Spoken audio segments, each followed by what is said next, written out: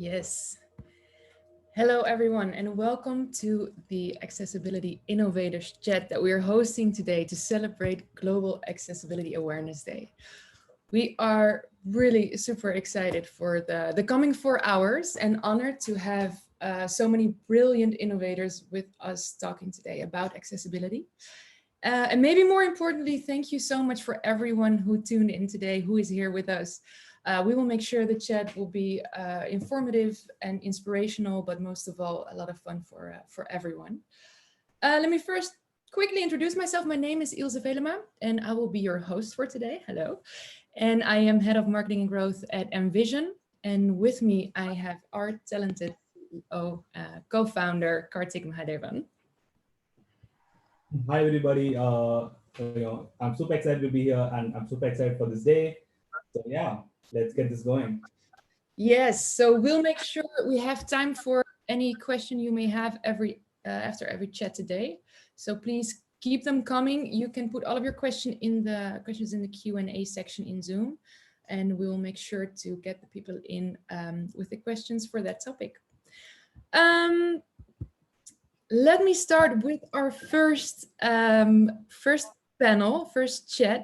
With me, I have Amar Jain. He is a qualified advocate and an accessibility professional from India. Haruka Taniguchi, he is an accessibility enthusiast from Japan. And then we have Jesse Wienholts, an accessibility expert and also active dragon boat racer from the Netherlands. Welcome, guys. Super happy to have you here. Thank you. Thank you so much. Thank you. Hey, let me just start by asking you, can you explain a little bit about yourself? And we are really, really interested in hearing what is accessibility to you. I would say Amar. Sure. Thanks, Ilse, for inviting, and thanks, Kartik and everyone. So I'm basically from India, and I'm a corporate lawyer. I work in capital markets. But as I realized, as I'm in a sophisticated profession like law, and where I have to deal with complex data and complex sort of user interface components, I needed to learn accessibility so that I can talk to businesses at the one hand and I can talk to developers. So that's how my journey of accessibility started. And then I did the CPWA, which is Certified Professional in Web Accessibility. So so basically, yes, professionally, I'm a lawyer and also now certified professional in web accessibility.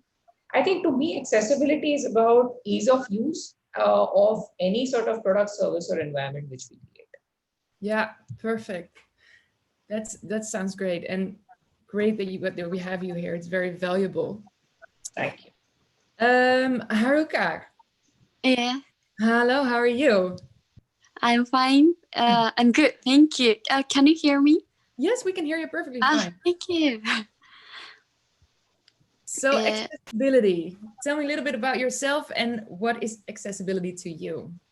Okay, is it my experience? Yeah. Okay. In my case, I walk around many places to use smartphone or other supporting equipment, not getting someone's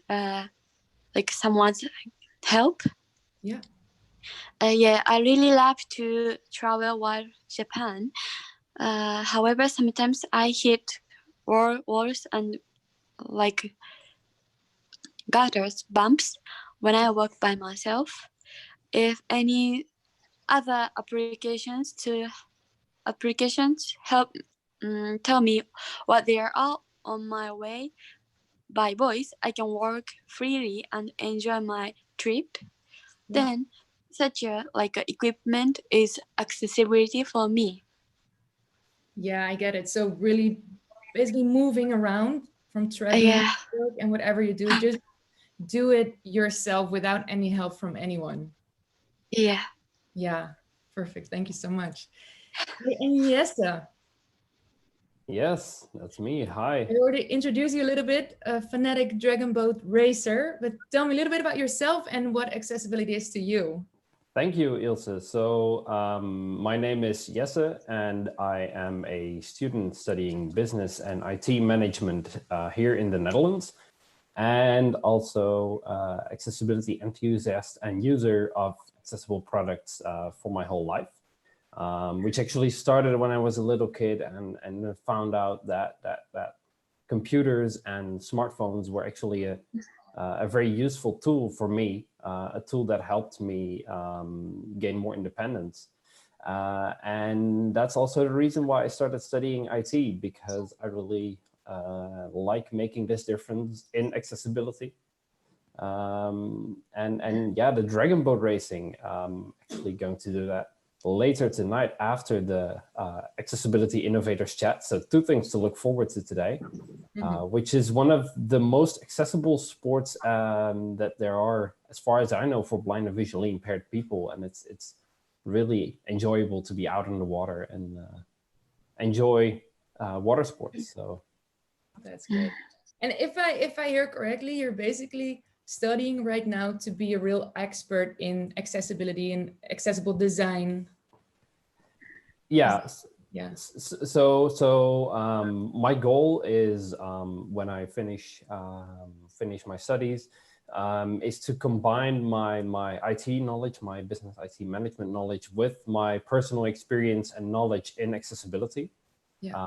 To combine those two to really work on a more accessible and inclusive future, because yeah, accessibility might sound like something that companies have to implement, and it might be hard for them.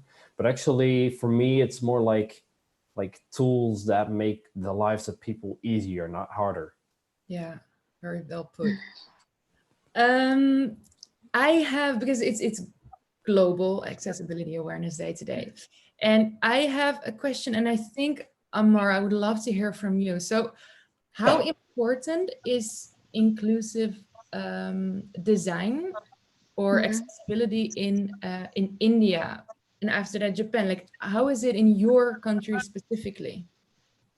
Sure. So before I answer that question, let me give you a bit of a background on how this whole conversation started really. Yeah. So till 2008, we had no concept of accessibility, so to speak. In 2009, for the first time, when the government of India was developing its own guidelines for the websites, and that too for government websites very specifically, that was the first time when we spoke about accessibility. That happened because India became signatory to the United Nations Convention on Rights of Persons with Disabilities. Yeah. And till 2016, we had no statutory backing to accessibility, so to speak. It was only in 2016 when the law came into picture, the new Rights of Persons with Disabilities Act, which made it mandatory for both public as well as private service providers to make things accessible. Yeah. Since then, while things have definitely improved, and if I compare it with, say, 90s or early 2000s, things have definitely improved. But in India, accessibility is still, if I compare it with developed countries like US or other developed countries which are doing very well on accessibility, we are yet to pick up. Yeah. Wow, that's a whole history. I have to be honest, I feel that there's a different history for every country. That's right. But it's really great to hear that the country, the government is really taking part into making it better for everyone. I think one thing which I would like to very quickly add over here is that if you see all across the world, the way accessibility has been pitched in or pushed into has been through advocacy efforts. Yeah. So it's almost the democracy. Yeah. Yeah. Wow. And Haruka, for you in your country, do you feel that the government takes part into what is being done for people so that everything is accessible? Talking about like inclusive or accessibility, many schools study to use ICT as a like inclusive education. Yeah. Okay. Then I studied to work at handicapped school for blind people. And in my school, I have this PC classroom. Then I use the screen reader for the computer. Yeah. Then if I like teach the how to use computer or like screen reader, many students can use them and do a lot of things without like without having handicap or visually impairment, something like that. So it's like a key to expand our world, something like that. So it's really the tools and everything you can use, Yeah. but also in your work that makes things accessible. Yeah. And what I'm really curious. So we're at Envision, we're talking a lot about the future of innovation, the future of accessibility, technology. What do the three of you think right now is the most innovative technology that you're most excited about at this point? Like, what is out there that really makes you excited? So, a very interesting question. I think I would like to name a few. I think there are a few trends that I see in the accessibility landscape. And that's, first of all, that accessibility is becoming more mainstream. It's becoming more of a preference for the user than an assistive technology. You see that, for example, with the bigger companies, Microsoft, Apple, Google, they really market accessibility services as a preference for the user instead of some accessive technology that's hard and that's a challenge. For like the real technologies that I'm really looking forward to would be AI technology and voice. Those two technologies, probably a lot of blind and visually impaired people are already using voice interfaces and AI technologies to help them translate vision into spoken words. And I think that's definitely gonna grow and that's definitely gonna get big. So I'm really looking forward to that. Yeah, that's beautiful. And Amar, with the amazing basically increase in awareness for accessibility in India over the past decades, how do you see the future of accessibility? So I would answer it in two parts. One part would be that if you see technology is becoming day by day, technology is becoming more inclusive, because it's just a very simple example. Previously, we used to have technology which is working on a particular language in a particular setup. You had to use keyboards or other things. Now, for example, my co-panelist Jesse gave example of voice-based technology, NLP, and all of that. So technology itself is bridging those barriers. It's allowing, so for example, today, if I don't know how to type or how to write, I can still use my voice dictation and I can get things done, right? Yeah. Or the same way, so technology that way is becoming sort of inclusive. That's one part of it. And as rightly put by my co-panelist, is that big companies are definitely giving big push to accessibility. Microsoft Teams captioning is a very good example of that, for example. Or what we are doing with AI, for example, InVision is doing really cool stuff with AI. And there are other apps. So AI in that sense is a great potential, and I see a great future there. Yeah, and thank you for the compliment. We got a question here from David. I'm just gonna ask you: are the older people in India as tech savvy as the younger people? How do you see that in the future for them? Is that different?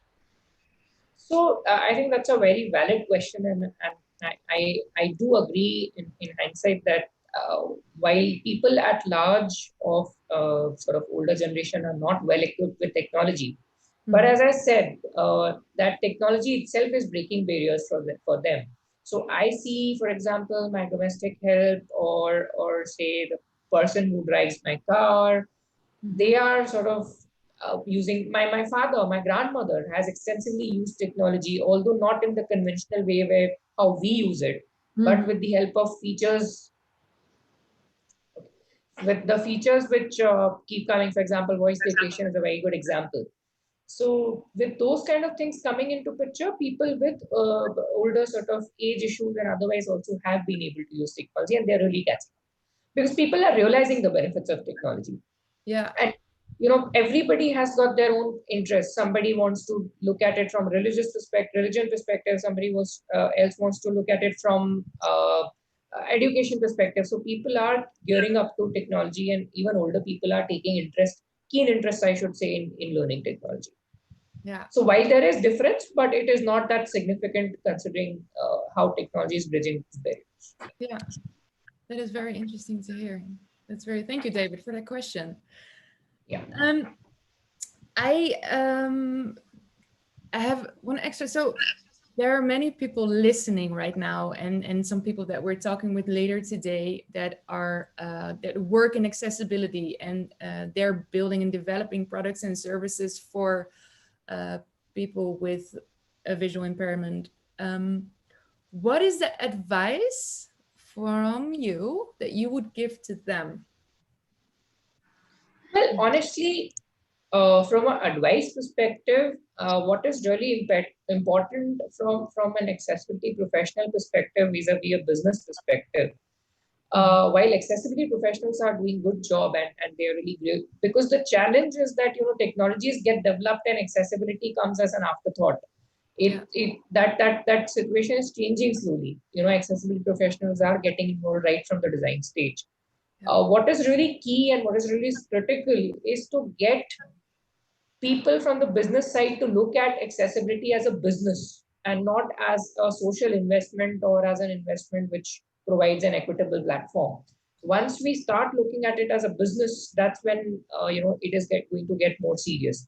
So to accessibility professionals, my only advice is, when you present it to a business, talk it from an ROI perspective or from marketing perspective, so that businesses take it a little more seriously.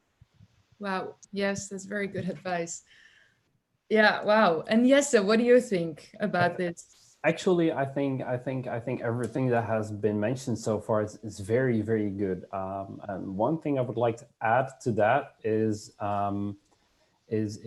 really think of accessibility as something that starts on the edge, starts with some edge cases. For example, people who are blind or visually impaired, elderly people, maybe people who are both elderly and blind or visually impaired, and really look how can you learn from those people, learn from your end users, and incorporate that into features that can be used by everyone. Because if an accessibility feature is useful to everyone, look at, for example, dictation. That might also be useful when you're driving your car or when you have your hands full. So accessibility is no longer something that's special for people who are blind or visually impaired or have some other disability. And also, to close it, really encourage users to give feedback from the very beginning. Engage users in your testing from your very first prototype, because that will really make you aware of what the users want and what the users need, and really design products that the users need. So yeah, I'm really looking forward to what the app developers and all the other accessibility innovators have to say later today. Yeah. Well, so you would almost say that blind and visually impaired are the early adopters from AI and innovations like that.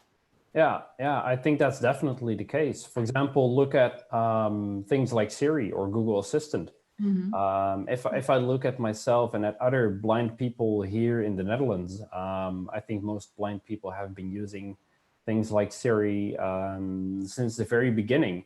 And now you actually see Apple, Google, Microsoft really focusing on voice input, voice output, voice interfacing. Yeah. And I think the same goes for AI. We've been using that as an assistive technology, and now it becomes mainstream. Yeah, you're right. Wow. I would just like to add a bit over here with what Jessie said. If that's. Yeah. So the simple point which I'm trying to make is that even people with other disabilities, for example, people with learning disabilities have really benefited with these kind of inventions like Siri or voice assist features. People with learning disability, people who have autism, they have also greatly benefited by these features. So, and look at it other way. Right? The co-panelist Jesse very rightly said that accessibility is for everyone. So if you take example of Google Maps, for example, when the voice-based guided navigation came in, it was actually meant to help people with blindness, and it was not actually meant for people on a day-to-day uses for everyone. But today, I don't think any one of us can imagine driving a car or getting from sort of point A to point B without Google Maps. So accessibility really has become that sort of norm and day-to-day affair. Yeah. Wow. And on a practical note, I'm getting a question here, which is quite interesting. I'm an app developer from Indonesia.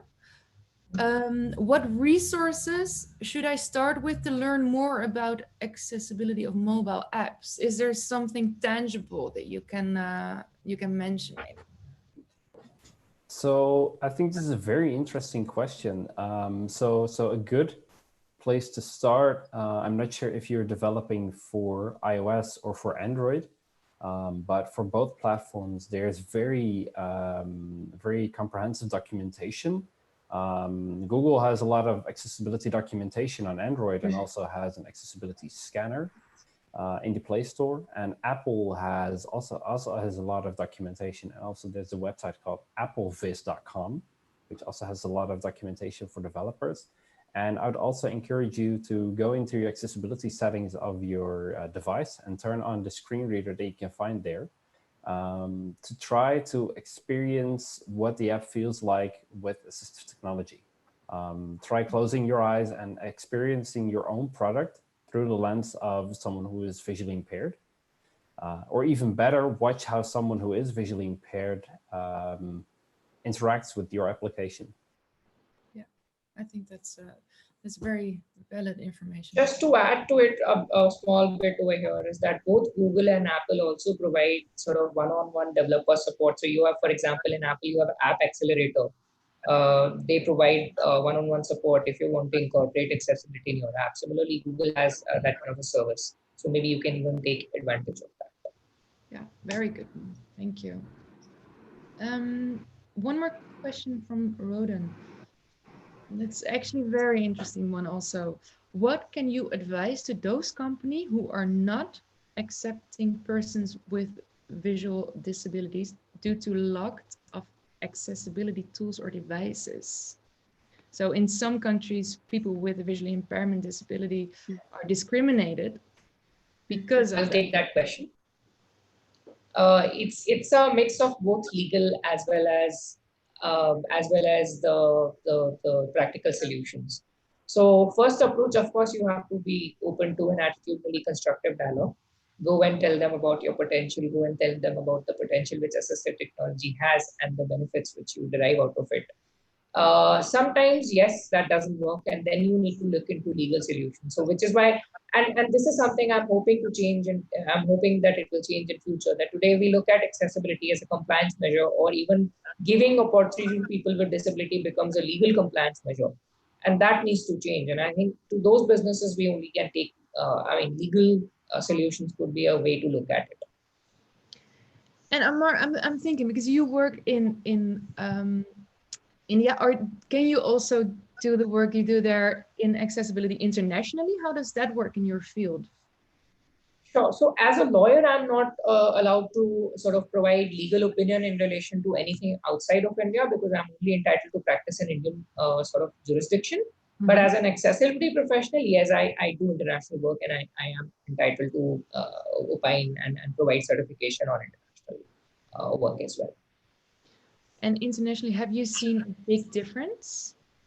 So again, I would say that it depends on country to country. So for example, in countries like US, it has, I mean, most often than not, if you see users going out and reaching out to them, accessibility is sort of taken care of, or they are a little more serious about it. But in some other countries where law is not that strong or the compliance is not that strong, that's where we have a bit of a problem in getting accessibility pushed. Yeah, definitely. That's a good one to work on in the future. Yeah. This is also pretty practical question from Suresh. How can I convince employers that I can be employable if they invest in buying me assistive technology? Of course, you have two questions here. Do they want to buy it? And also, how does that work? But what do you think? Can I? Sure. Something that I've experienced being a student and searching for part-time jobs, internships, where some companies were not so sure what to think of a blind employee. Few things that really helped me was explaining them how the fact that I'm blind was not an issue, and B, maybe even a positive thing. For example, it helps you look at certain accessibility questions from an end user's perspective that is hard to gain for a company otherwise. And also, if you have the right assistive technology, you can work as efficient as a sighted person. And a lot of technology is also available in open source forms. For example, there is the screen reader NVDA for Windows, which is open source, which doesn't cost you anything. So that also might help employers to be convinced more easily because it won't cost them anything. So you basically convince them by starting with something low cost open source. So yes, it really works. And maybe after that, an investment. Yeah, definitely. And I would also say for at least 80–90% of the use cases, open source software might do the trick. So I definitely start there. Yeah. Good. That's good to know. Our time. I will say it's also about. Yes. Sorry, it's also about. I mean, you are from a marketing background, and you will definitely agree to it. When you show the benefits, as the Jesse rightly said, is that, for example, employees with disabilities have low attrition rate, higher performance, better concentration, better business delivery. So all those also become sort of marketing advantage. I mean, and marketing benefit, in so to speak. Right. Yeah, you can use anything you have in your life, in your body as an advantage. Yeah. Way of communicating. Yes, but thank you. Our time is almost up. I'm asking my co-host Kartik, do we have time for another question? To keep on the one more question. Okay. That's a good one. What are your thoughts on accessibility in entertainment, like gaming accessibility? This question is from Mingchung. I think very good question. Entertainment industry and accessibility have developed over a period of time. They have evolved. So today you see people are talking about cinematic accessibility. People are talking about gaming and sports accessibility. So, for example, FIFA provides audio commentary when they do the World Cup of a football championship. But at the same time, it's an evolving concept, and it'll take a little more time to mature and come up to a level where we all can enjoy games and other things at par with others. Wow. So is there still time to add to this, or will you cut me off there, Ilse? So also I'm seeing a lot of development in audio-based content. For example, all the big streaming services have audio descriptive content, which is perfectly accessible for people who are blind and visually impaired.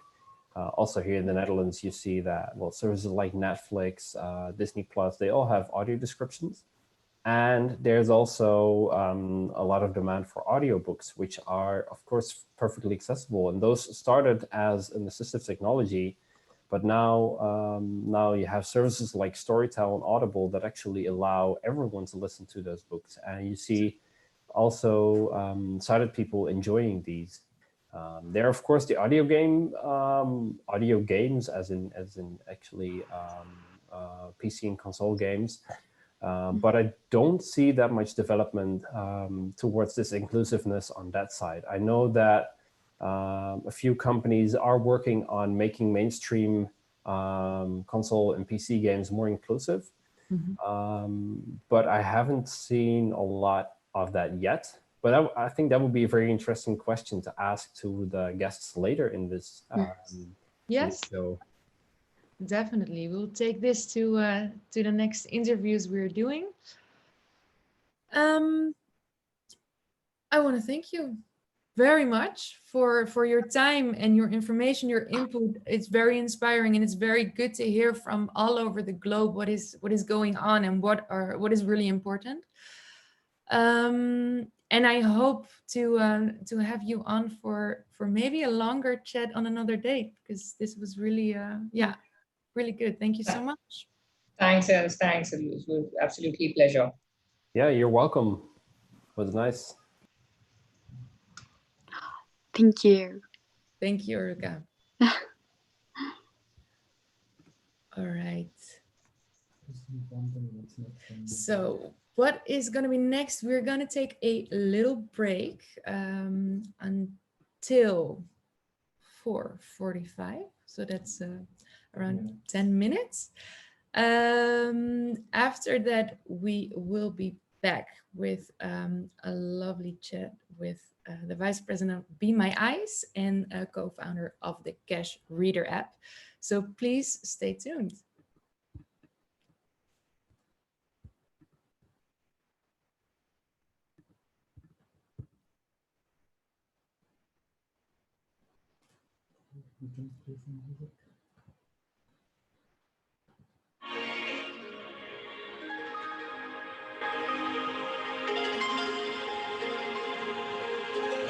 Listen.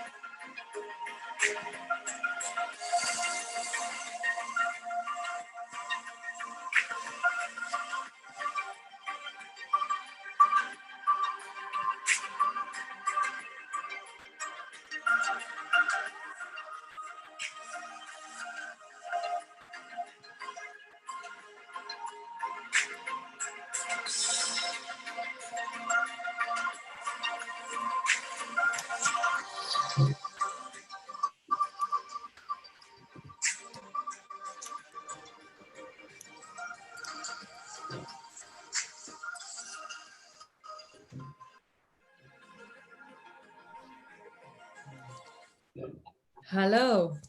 Hey, Ilse. Hello, everyone. Welcome, Will and Thomas. I'm super, super excited that that I have you here, both of you. Super Great. excited to be here. Great to be here. I like this drop-in webinar thing. It's very 2020. Right? That's what we thought. So for everyone who is listening in, it's already been super excited. Everyone is really happy with what we're doing. So that's amazing. With us, we have Will Butler, Vice President at Be My Eyes, and Tomas Jelinek, co-founder of Cash Reader app. Thomas, is that how I pronounce your last name? Yeah, it's perfect. Thank you for having me. Talking about Global Accessibility Awareness Day, so that's why make sure that the names are right. Gentlemen, please tell me a little bit about yourselves, what you do, and how did you get into accessibility? Will, go ahead. Long call. Yeah, I'll try to keep it short. Yeah, so I'm Will from Be My Eyes. Thanks so much for having us, guys. It's always fun to take the opportunity today to expand our communities a little bit. Sorry, there's a trash truck outside my window, so that's what you're hearing. But yeah, I'm Will. I'm in California, and I guess I'm passionate about accessibility because I am legally blind myself, and I have been for about 12 years now, but I have only been able to talk about my blindness for maybe 7 or 8 years because it's really, really difficult thing to adjust to. And so I think one of the things that accessibility does for us is gives us a smooth transition from feeling quote unquote normal, which doesn't really exist, to being someone with a disability who is proud to talk about it and proud to make it part of their identity. So that's where I'm coming from. And I'm happy to tell you all about Be My Eyes at some point too. Wow, yes, we'll get straight into that in a little bit. Thomas. Hello, I'm Tomas, and my warm regards from Czech Republic. Yeah, a little bit about myself. I've been a developer, I think for ages, from my childhood. Yeah, so I loved to develop always. Yeah, I started with games in game industry, and later on, I just moved to mobile apps. And I think I'm maybe a little bit too late in accessibility when I compare with other speakers, because I started to I started to come into this accessibility world like 3 years ago, and I really enjoy it. It was a completely new path for me, and I'm really excited to talk about it here. Thank you. Yeah, awesome. And because of course I know both of your apps, your products very well. Especially Will, Be My Eyes, it was such a simple idea with a huge impact. What were some of the biggest challenges for you and for you guys when scaling this idea? It's a good question. I mean, for those that don't know, so Be My Eyes is basically a super simple concept. Like, blind people live their lives like everyone else. It's just that once in a while, you need a pair of eyes.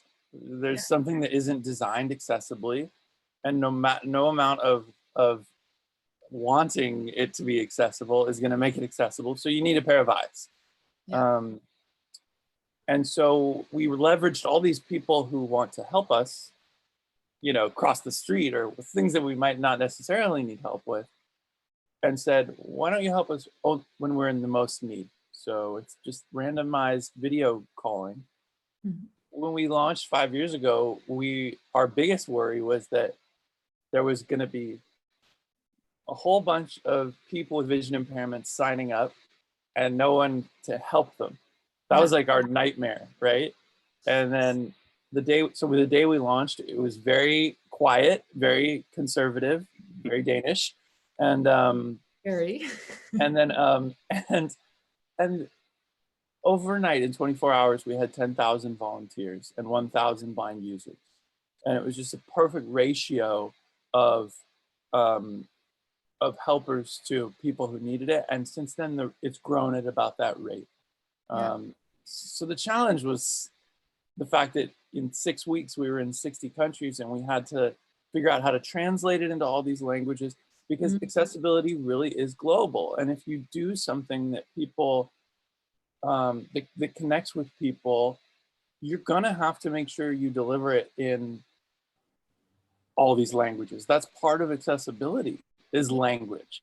So it remains a challenge today to make sure that we're speaking the language literally and figuratively of such a kind of diverse community of users. Yes, definitely. And that's actually the great one next to for Thomas. Your app recognizes over 90 currencies. How you go about creating the recognition for so many different currencies, for so many different countries, basically, so many different people? I think that you, it's actually really a good question, because we started completely as a local, very local project. And it's because we were involved in the local community with our visually impaired friend. And they said, I'm writing to support of these companies, and they will never integrate the money reading for our republic, for Czechia. And I was always interested in AI and image recognition. I studied it on the university, and I said, hey, let's take it as a small project for the weekends. So that's basically how it started. Then I just launched it on the App Store and with my friend Martin to Google Play. And then we were overwhelmed how people were really happy from the identification results. And we were getting so many emails. Please include this, please include that currency. And basically we were like, hey, how we are going to do that, because we need to have these banknotes here in order to add them to our application. So at the end, the biggest challenge, at first it started as a technological challenge, but now I think it's more like a logistical challenge, I would say. And I think that it would never be possible without the people all around the world, because we simply said, everyone who brought us to add their currency, okay, great, let's do it together. And that's how we met so many great people. And now we are working with them on the daily basis. They are helping us from so many countries. So that's what makes this project really exciting. Yeah, so it's really the big network, and having all the people helping and working together is beautiful. For both of you, you are in innovative technology. You're in the middle of it all. You work very hard on building things for people that, make them happy, make them love their life. What do you think are some of the upcoming innovative technologies that you are really excited about, mostly from an assistive point of view, but also in general? Tomas, if you have one on top of your mind, you're gonna have to go. Actually, because I think a few months ago I was very excited from the Sunu band. Actually, it's nice that we are going to talk about it in these sessions. I had the Sunu band in hands, and it was really well. It looked a little bit like a prototype, but it was working extremely well. So actually I bought one Sunu band and gave it to my friend. Actually we are having him here as well, Hasan. And he was also so excited. So it's great to see, not because I'm from the world where you can basically make an app quite probably quickly, but when it is about the building the hardware, it's completely different challenge. You need a lot more resources, you need to have a lot more people, and I'm really excited to hear how guys from Sunu Band did that. I think it's a really great product. yeah, and I was excited from the first look. So that's just something which came to my mind where you asked this question, yeah. And I really like that it's not only about the software, but also about the connection to the great hardware. Yeah, definitely. Yeah, for the people at home, the Sunaband is a band you put on your wrist, and it basically detects objects and obstacles. So, and we have them in a little bit on. So, ask all your questions then. And Will, did you come up with something? Yeah. Well, it's interesting. The Sunaband, they've come such a long way too. I met them maybe, I don't know, four years ago or so, when they had kind of early versions of it, and I remember walking around the halls of the Lighthouse in San Francisco. Yeah. It was such a buzz about it because it was like, this, you know, this thing you put on your wrist. It's really cool to see how it's evolved over the years. I think mine is sort of hardware related too, actually, because I mean, we're always pushing for better software, right? Constant improvement in software, but I'm excited for a hands-free experience and I know I'm here sitting on the Envision chat, but it's I really am. I think, you know, living as a blind person, like, the phone is everything. I mean, it's like the way that it's the way I magnify visual things so that I can see them. It's the way that I communicate. I use Be My Eyes or FaceTime in the kitchen. I'll be chatting with friends and cooking, and I take something out of the oven. If I'm talking to my parents or my friends, I'll just say, you know, does this look ready to you? It's now more than ever, it's completely integrated into how I see, so to speak. Yeah. So, you know, when we have truly, and, you know, I'm not going to prescribe what the best one is going to be, whether it's quote unquote wearable or quote unquote glasses, or who knows what we'll have 5-10 years down the line, right? Like, I have a lot of blind friends and family who like who are always kind of like saying like, yeah, glasses are what we have now, but it doesn't have to be glasses. You know, it could be anything. We can think very creatively about how we get that hands-free experience, because when products like Envision come out, and when we have that hands-free experience, it's going to free up both of our hands to really do what they do best, which is to make things and experience. And they're, you know, like, I need both my hands, and often one is holding a cane or an object, and it's just like, I need my hands. Yeah, man. There's more. Yeah, no, of course. And yeah, of course, we are working on something, but we also got that back a lot. Like, there is more than just that phone always in your hand. Absolutely. And I think, like, it's also a hardware, you know, hardware is challenging.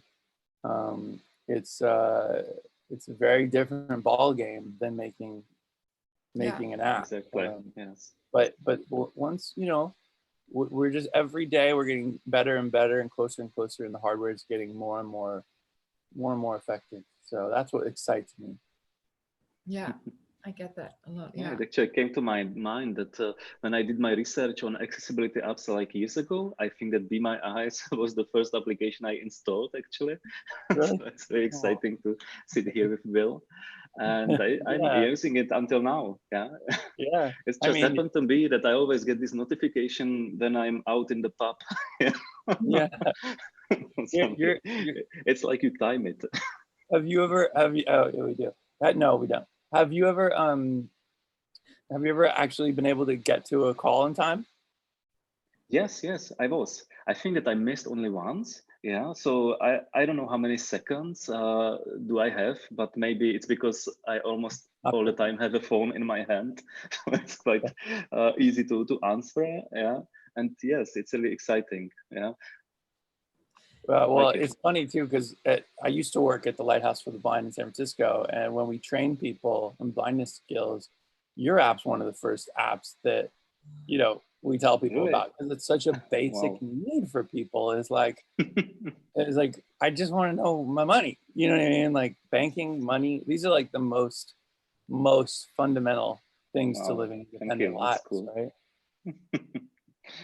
Hey, Yeah. and Will, the question that you just asked Thomas, basically, that's already a first part of my curiosity. Basically, how do you develop user oriented? Because now you know Thomas used the app, and you immediately asked him, okay, so did it work for you? So how do you integrate that in your design, in your work? You ask questions like that all the time, you know what I mean? And you actually listen to people. I mean, you can run a survey and survey hundreds of thousands of people, and you can hold focus groups. And if you don't actually listen to people, then there's no point. Or if you take the feedback and create a really beautiful chart and graph and data analyze it and everything, it's lovely, but you're just employing someone to make charts and graphs. But at the end of the day, it's like, if Tomas says, yeah, it was great because of XYZ, we double down on that. And if he tells me, no, it sucked because this happened, then I go, you know, get off the webinar and cry for a few minutes, and then I go and fix it. You know what I mean? Like, it's tough because we have a technical roadmap and we have a dev team that, like, you know, is like laser focused on the long-term goals. Yeah. But whenever possible, we have that Slack channel of user feedback and use cases, and we all read it every single day and every single time a new message comes in. So that's what about you, Tomas? I think it's really important to say also to our audience that we really read everything. Yeah. So all emails or reviews, everything what is coming, we really read it.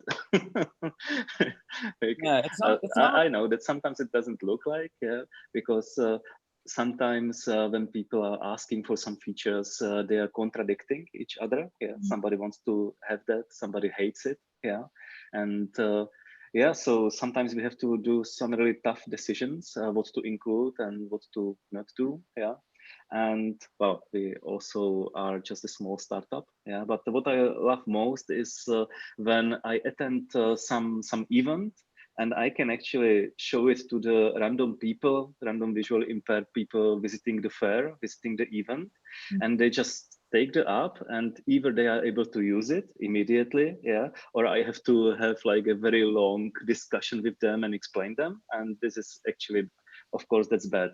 So after every event, I'm always thinking of what we can do better. So people, when they just install the app, they can just immediately use it. And even with simple apps, it's really difficult to balance it properly. I love working for the blind community though, because it challenges you. We have such a wide diversity of skill levels in the blind community. And of course, many of us are in an aging group. So like, it really challenges us as like product developers and designers and entrepreneurs and marketers to make it extremely usable, simple, and accessible. In the most like pure and simple way. And I feel like we're being challenged to make the best products in the world, you know? Yeah, because honestly, I also think that there is a lot of products out there that you would think are very, very easy to use for a sighted person, but they're really not. No. So it's really hard to make something that is complicated very easy and easy to understand quickly, because we also don't want to read too much before we start working. Right.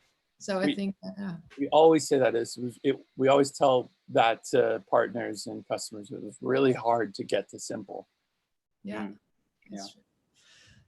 Gents, I'm hopping into some questions if that's okay for you. Yeah.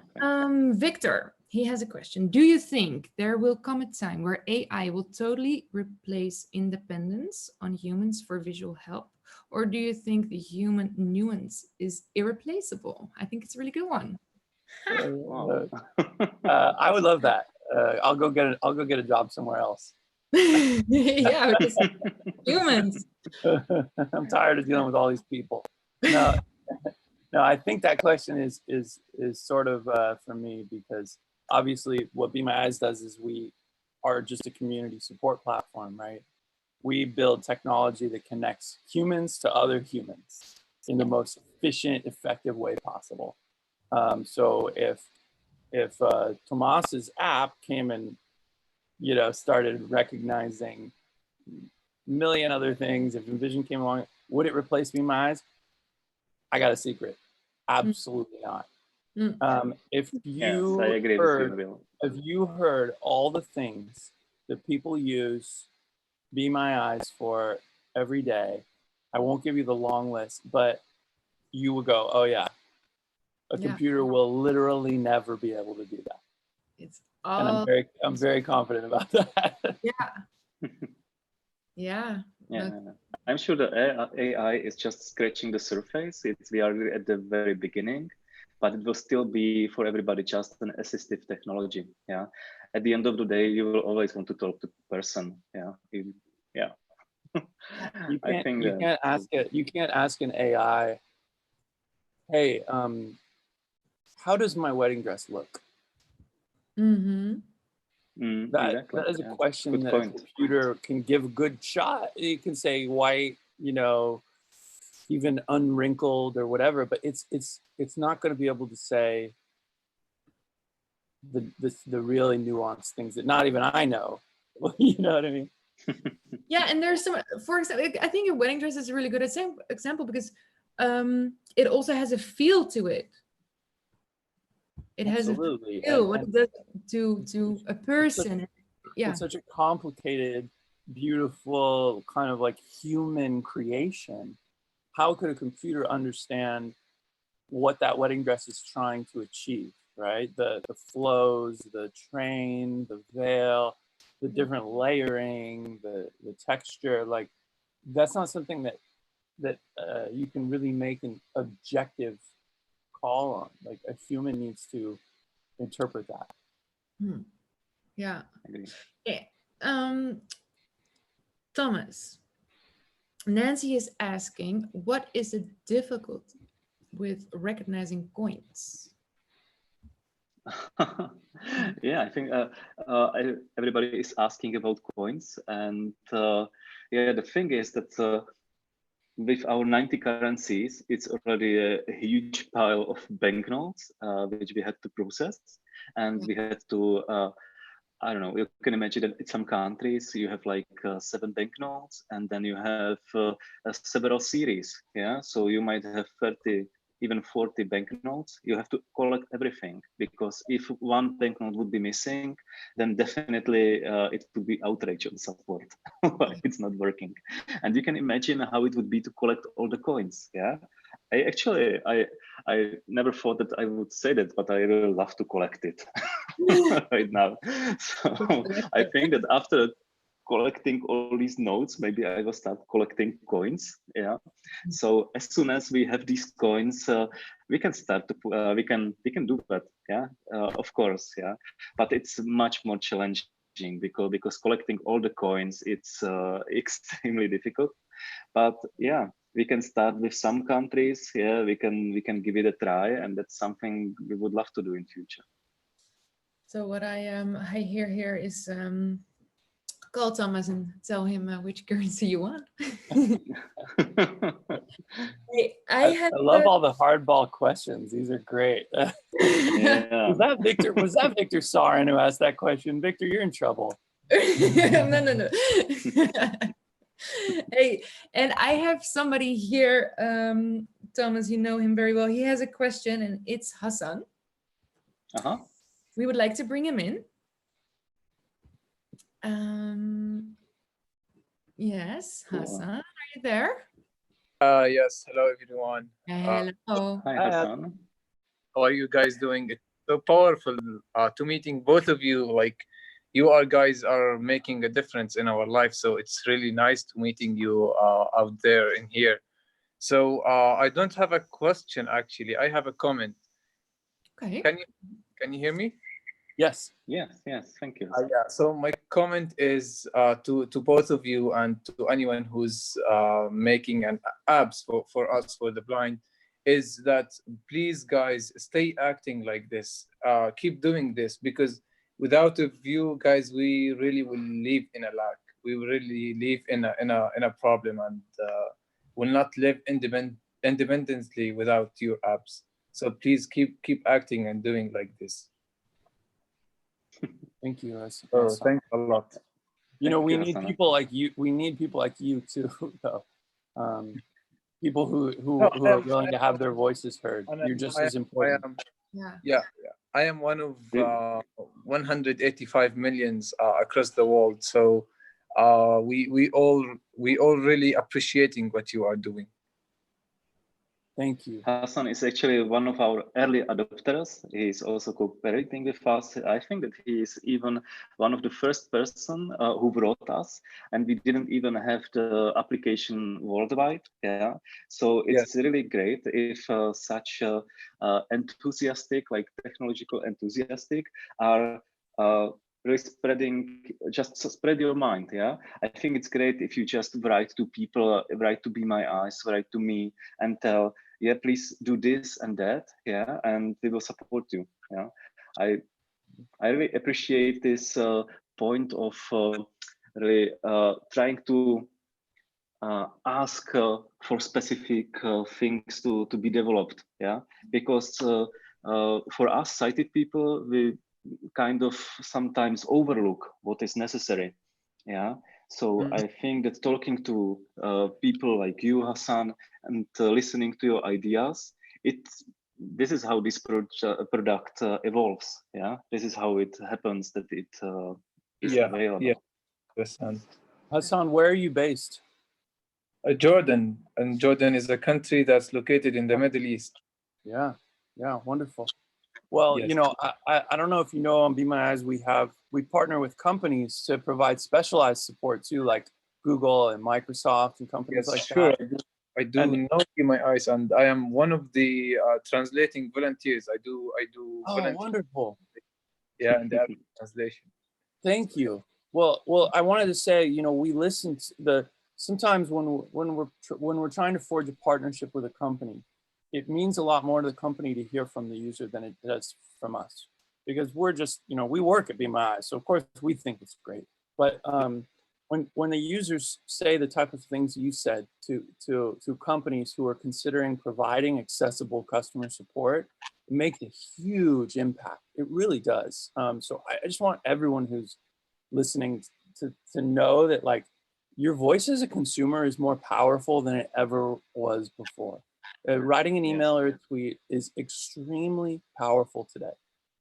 That's all. Yes, and I believe that without our voices, we will not be here. We will not be implementing in policies and technologies and so on. So I always encourage my peers in my society to speak up, to show up their minds, their abilities, their ideas, and trust me, wherever I find any accessible, anything, any company that would love to provide accessibility, special assistant on Be My Eyes, I will sure definitely I will let you know.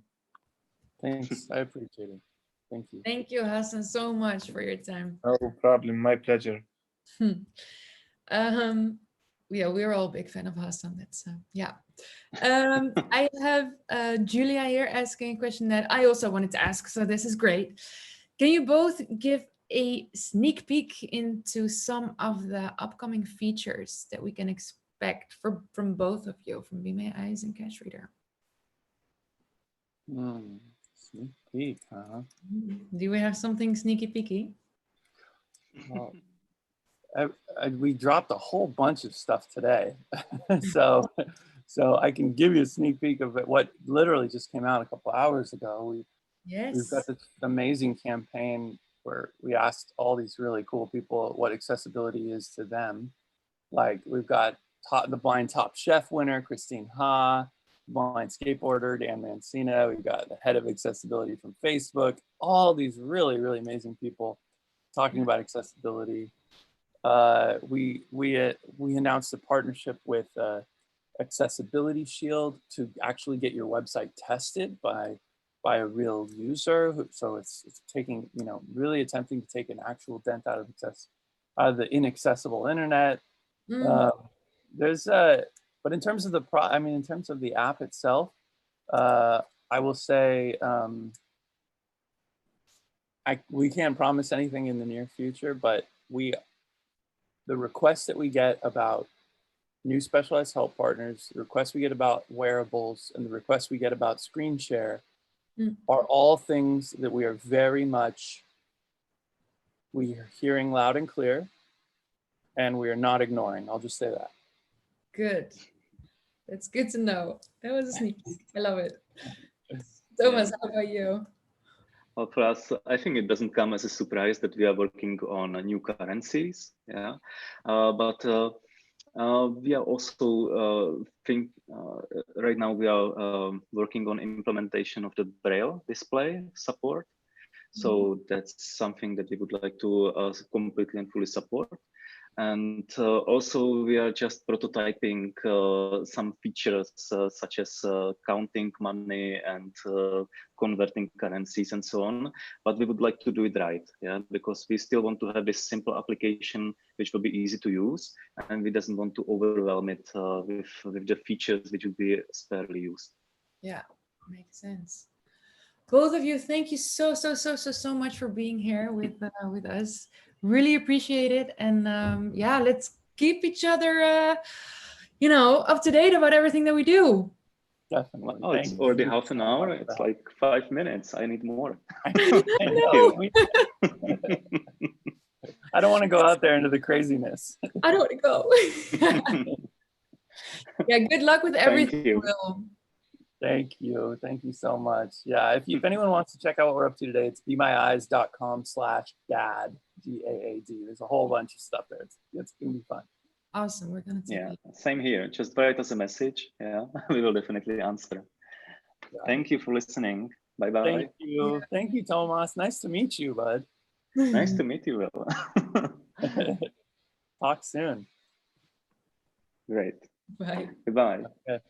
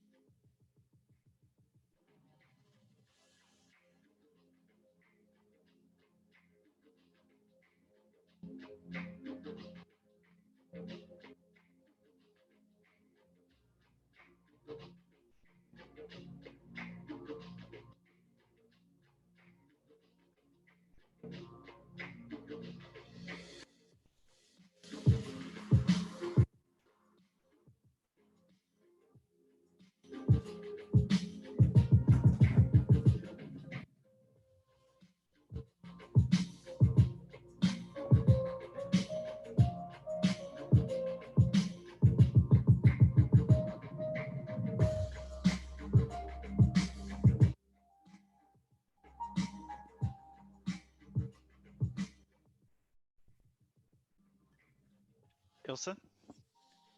Yes, hello. Hey, I had to join as a attendee, not as a presenter, so but I guess that makes no difference. I think you should be good now.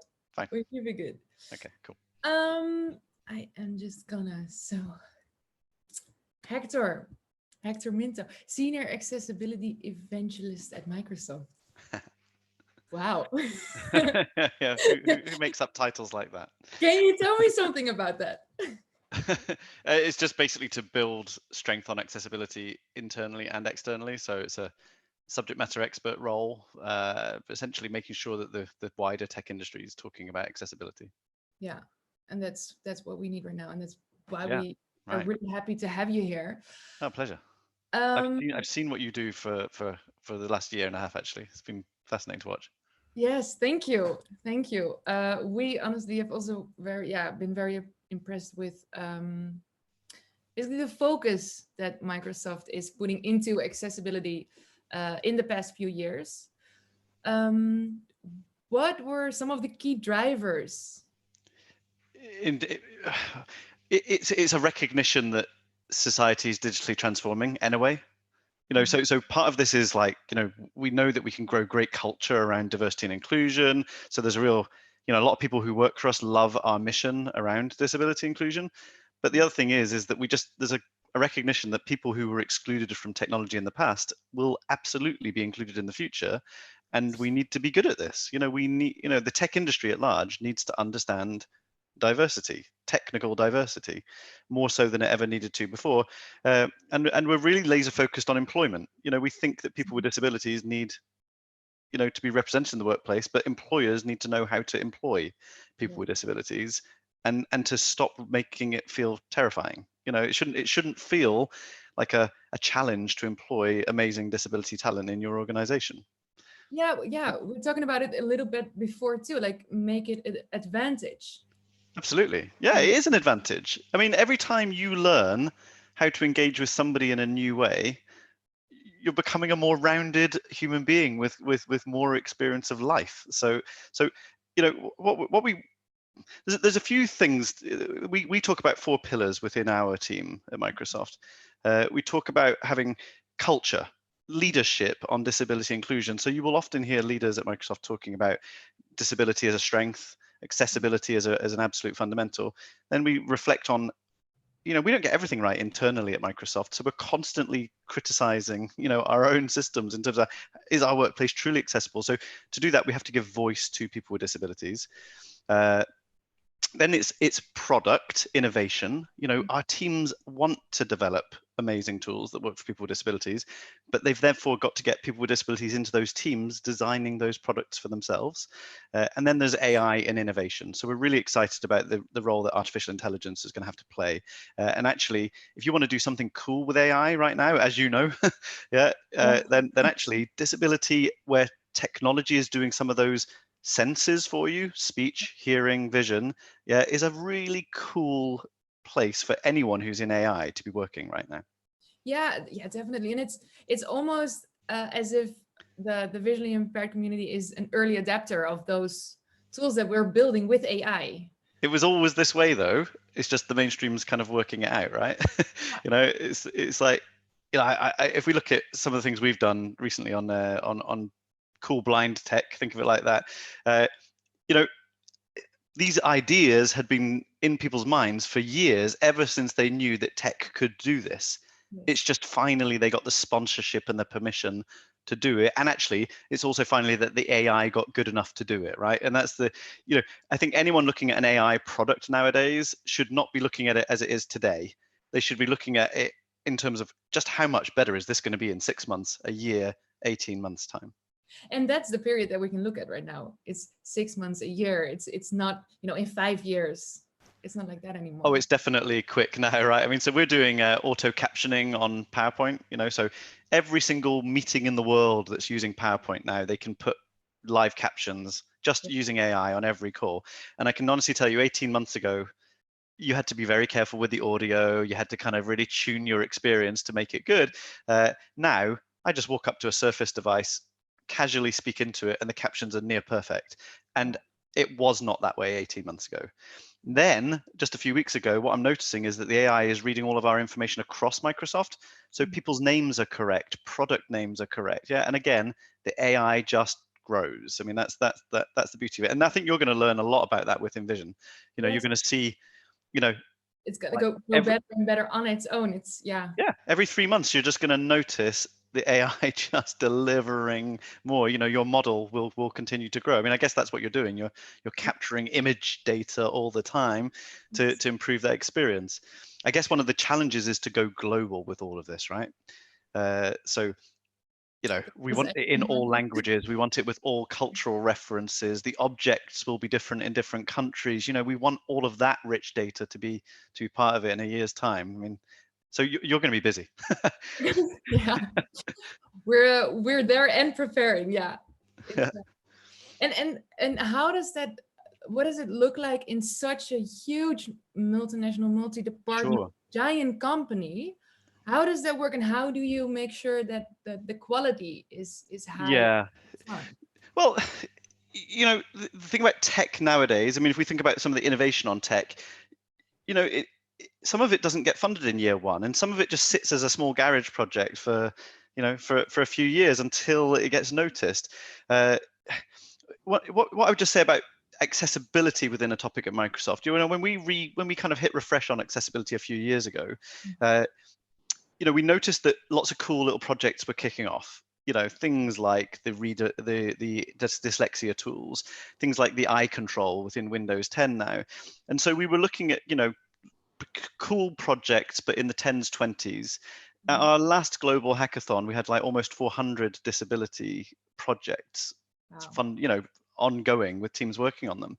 But the topics had changed. So in the early days, very much stuff on vision. That was definitely kind of the thing that was trending, and physical disability, things like eye control. The latest, we had a load of hacks on mental health. So this accessibility conversation continues to evolve as well. But just in terms of going globally on that, what we try to do is let each country and each culture come to its own place. We have a Microsoft value on disability inclusion, but in terms of the buy-in, we want the buy-in globally to be organic and real, as opposed to mandated. You can't mandate inclusion. Yeah. What you do is you model really well. If you look at our CEO connections now, we have sign language on stage with Satya every meeting now.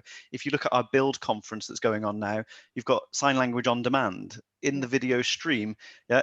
These things, we didn't have that last year. So what we allow each individual area to do is just iterate and improve itself each time with a guiding set of principles.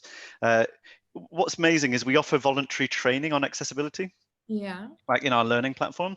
And the numbers are huge, and we don't force anybody to take accessibility training apart from some product engineers, right? To apply, to apply what they're doing with the right values and the right standards.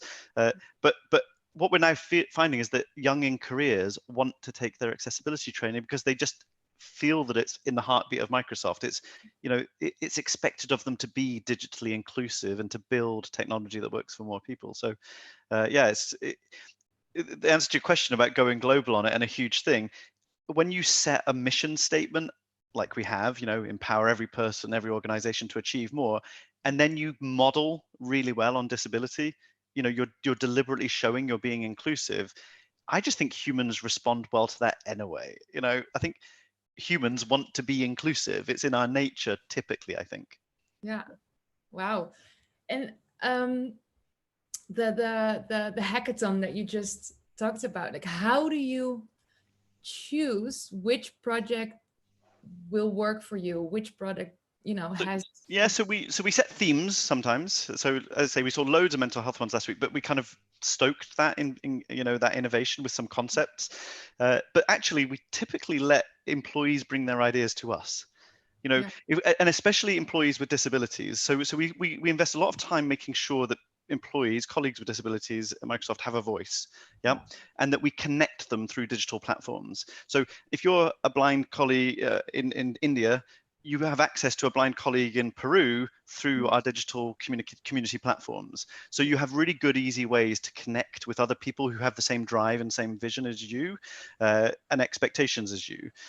So when we create communities inside Microsoft, people come up with their own ideas, and it's always deep human passion for the topic that drives innovators. I mean, it's impossible to look at all of the great assistive technology companies out there and not find the backstory very quickly. Somebody had a passion somewhere to do that. We just have 160,000 employees globally with great digital skills, right? that we're trying to get passionate about this topic. Yeah, and you have all these people internally, but do you also take people from outside of the company and test and build? How does that work? Yeah, so well, there's a few things there. So we do a lot of partnership with NGOs in terms of hacks and things, especially globally. You know, what we find is that our employees go and partner with with different organizations, not just to raise their own. You know, what we find with the charity sector specifically is we want their digital skills to really improve. They've got to digitally transform themselves as organizations, and there's no better way to do that than to start hacking with them around some of their end user scenarios. So we spend a lot of time investing in the charitable sector and engaging with that. And obviously Microsoft employees do amazing work with charities globally.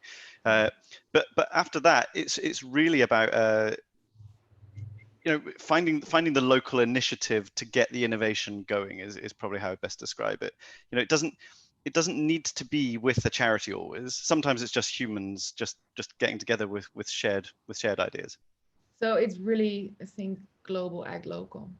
Global and local. But we also have global programs that support local initiatives. So we have something called the AI for Accessibility program. I don't know if you've seen this.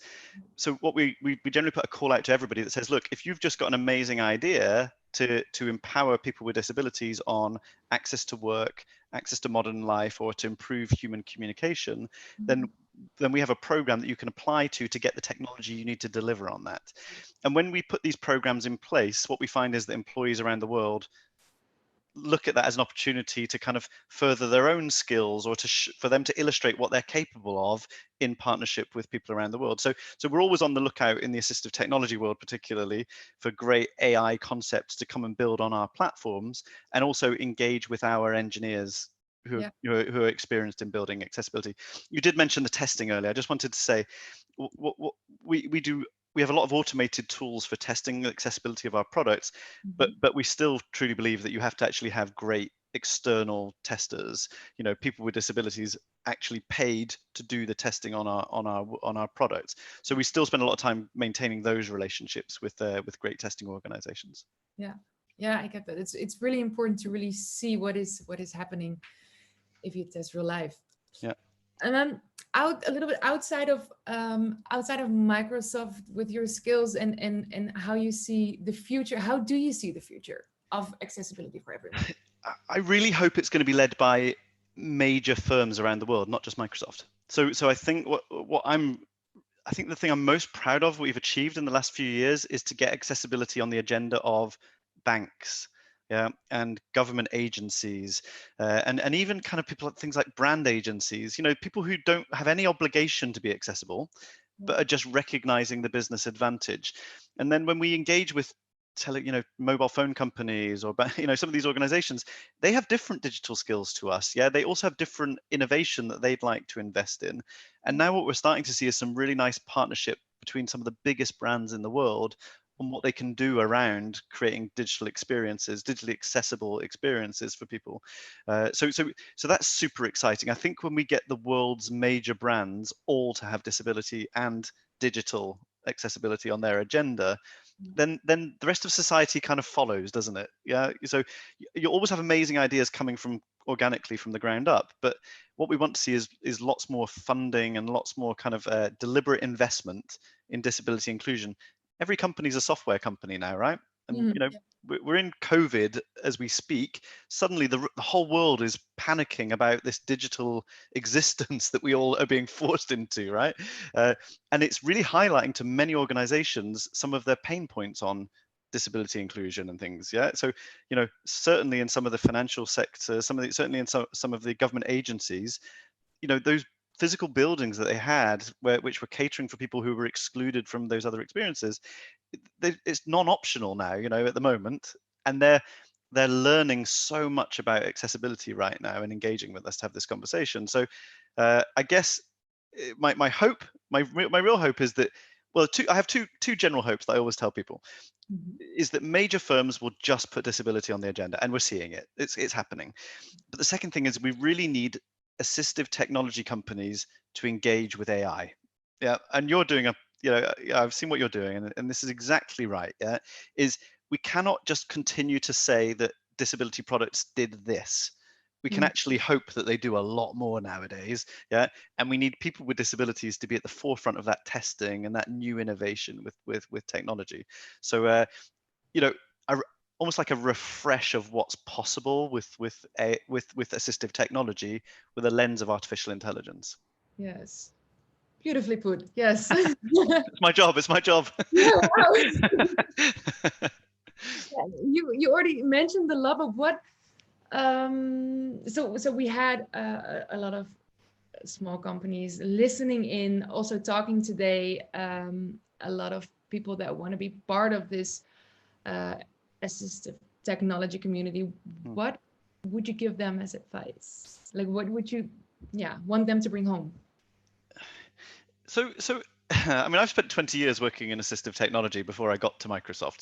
So I've done the hard yards, if I can put it like that, and I spent many a year having to kind of justify the cost of things for the disability market. And I would always encourage people to just be really transparent about the cost of sale of products in this field. Yeah, it is not easy to sell products to certainly to a market that's not well established in most countries. Yeah, but I think that through continued partnership with the companies who are putting disability on the agenda, that we can work to get the volume up and the cost down, and the training and the knowledge to be delivered in much more cost-effective ways in the future.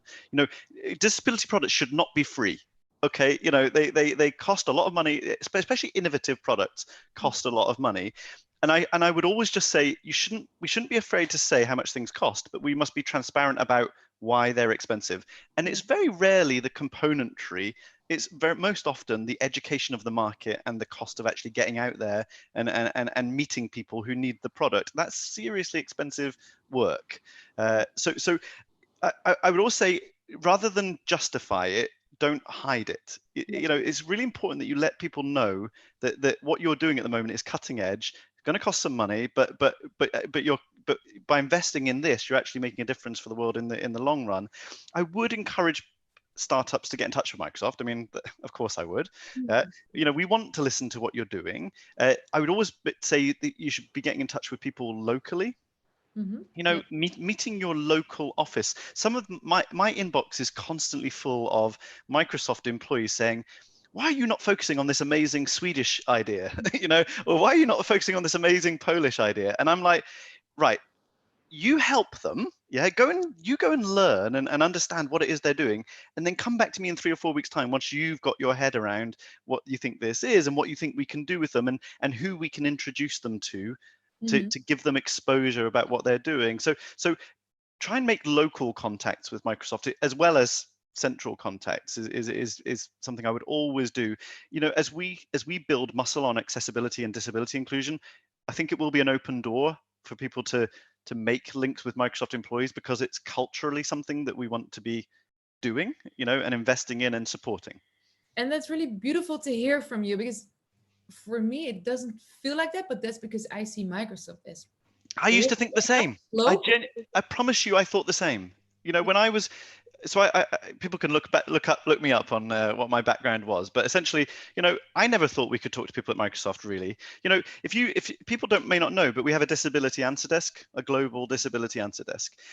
We support third-party products through that disability answer desk. So if you're using a third-party screen reader on a Microsoft platform, we will freely support your use of that product. We want to support that because that's also our best listening on what's happening in the market.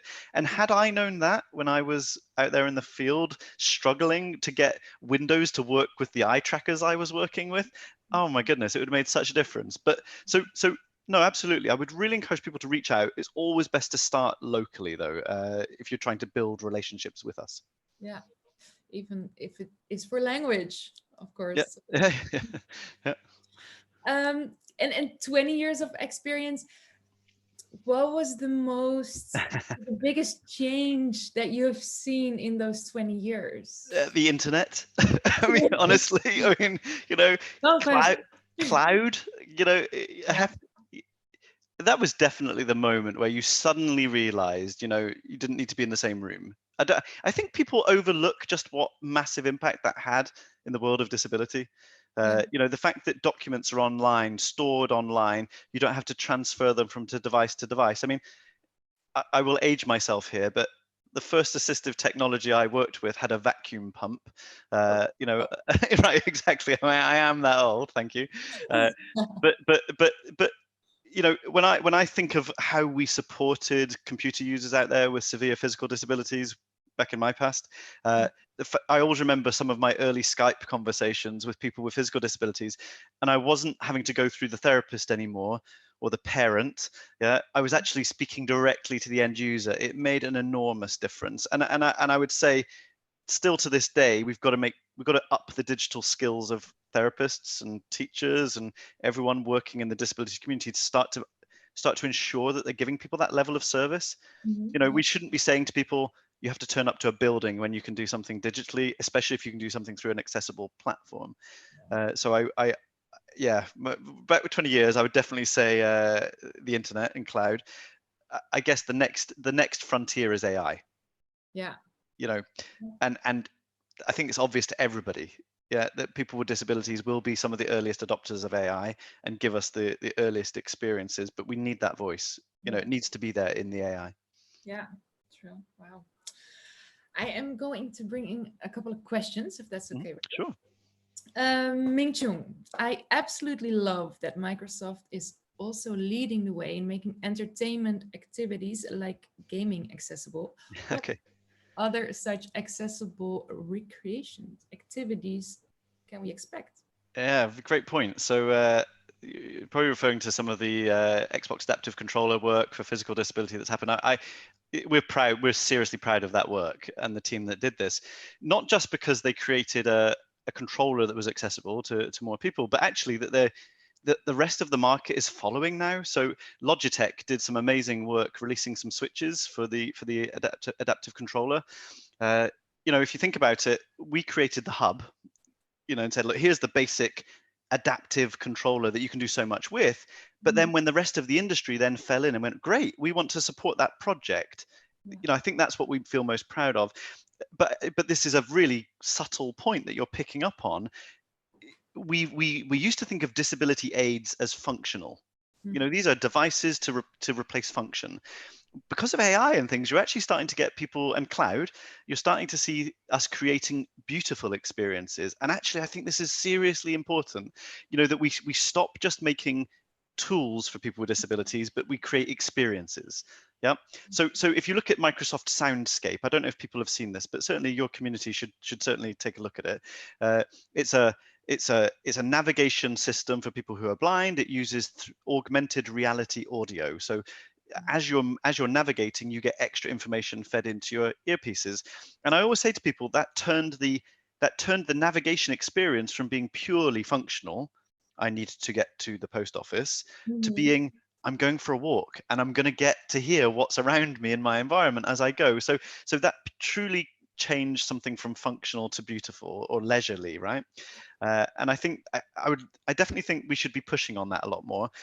One other example we had recently was people painting with their eyes using eye control. Again, we always used to talk about people using it for speech or for computer access, but when you see people painting with their eyes, you just think, yeah, this is so much better because it's actually leisure time, you know. And this is great question. More please. More beautiful experiences. Yeah, beautiful. This is coming from James, are you also working on standardization in accessibility in partnerships with other companies like Google and Apple that could make tools like screen readers much better?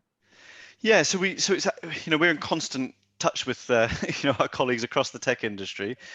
Some standards were made a few years back on Braille support, the standard HDMI. Not HDMI. What's the other? There's another HDI, an HDI standard around screen readers and things. You know, I never think we compete on accessibility, as in, you know, we share, but we shouldn't run away from the fact that accessibility should become a space where you want to show that you're investing and that you're actually delivering in competition against the industry. I resist a little bit from saying this shouldn't be competitive, because actually great competition drives great advances. That said, the standards agencies that work across the world should have accessibility on their agenda, right? You know, if you look at procurement as a good example. Okay, so by law, every public sector euro and pound in Europe needs to be spent accessibly. That's the law, but it's very rarely implemented. Okay, and I think one of the things that we should be promoting together as a tech industry is you should buy because it's accessible. You should force us to show how accessible our products are as we deliver them. So I think our role as kind of the technology industry more widely is to empower regulators and empower people who write standards to write informed regulations and also police them to make sure that we're delivering accessibly.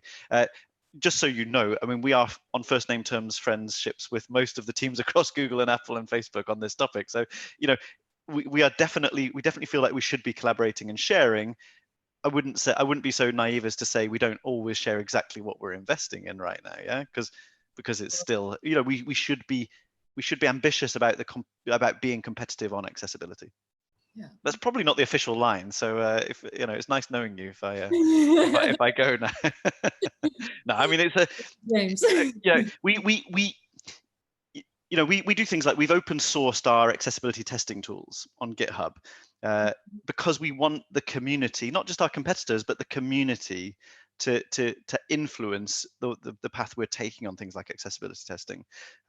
So maybe rather than sort of having a question about how are we communicating with our competitors, it's like how much are we contributing to open source on accessibility would be as useful a question.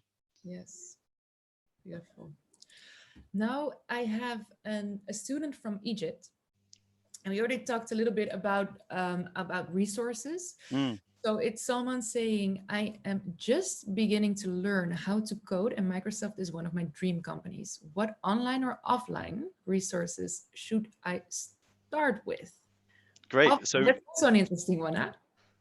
That's great. So MS Learn, definitely get yourself over to MS Learn, and don't dive too technical too quickly. I mean, there is so much there just in terms of computational thinking as opposed to coding that you should really be doing. We have some accessibility resources coming to MS Learn. So absolutely, you know, don't use the online resources that are available to you, but don't just focus on pure code. I will say that to people. It's like, you know, focus on some of the ethics of AI are just as important as how good your code is.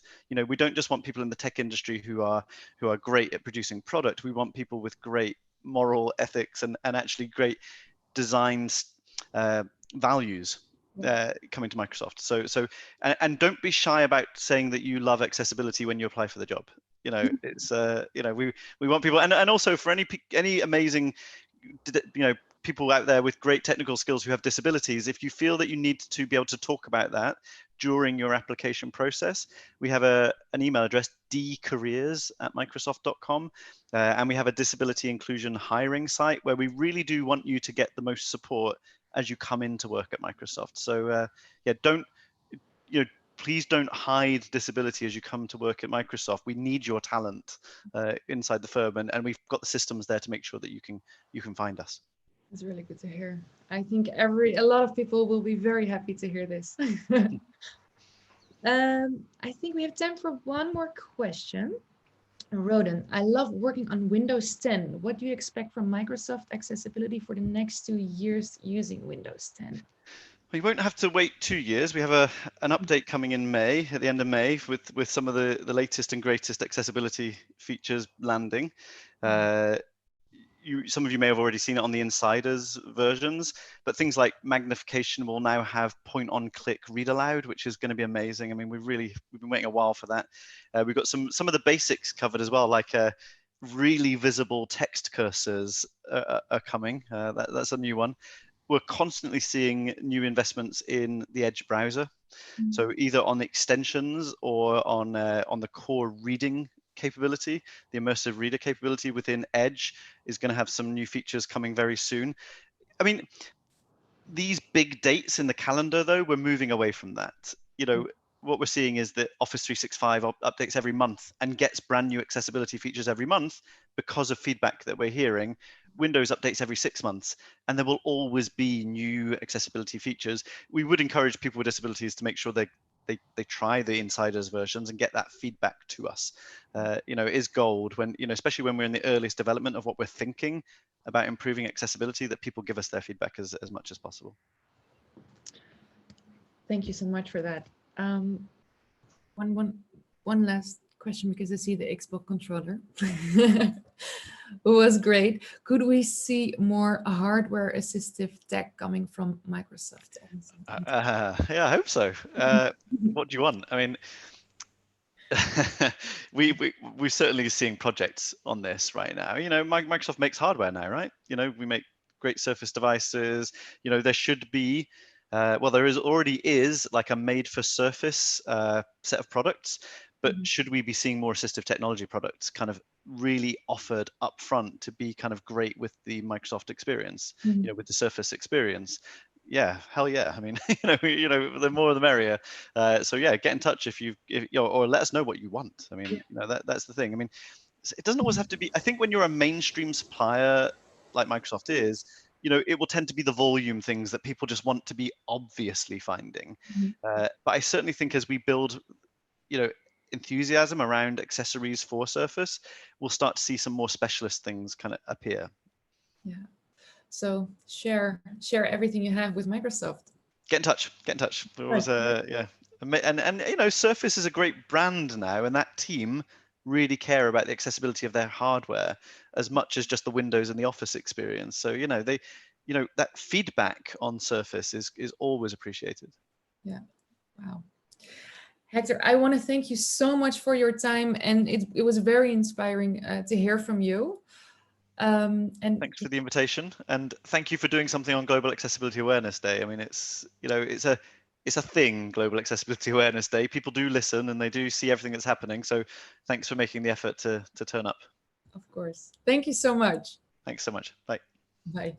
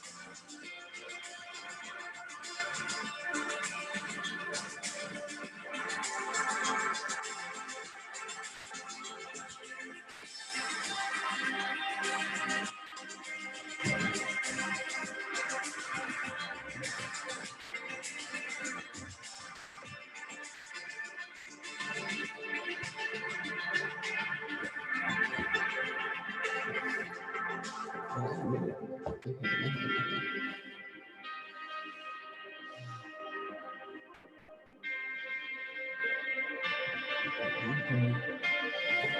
change the background and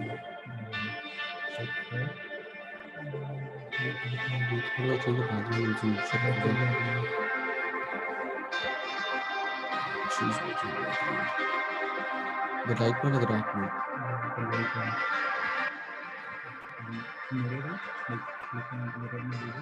Yeah.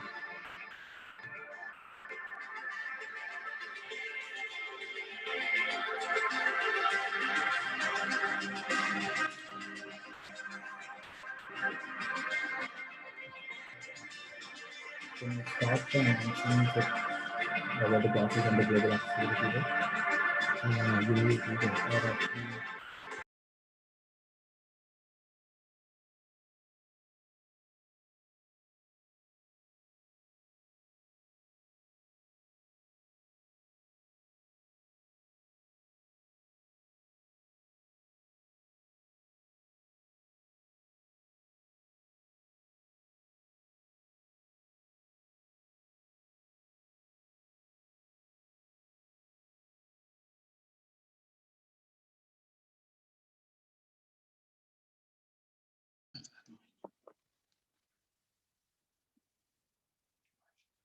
Hello.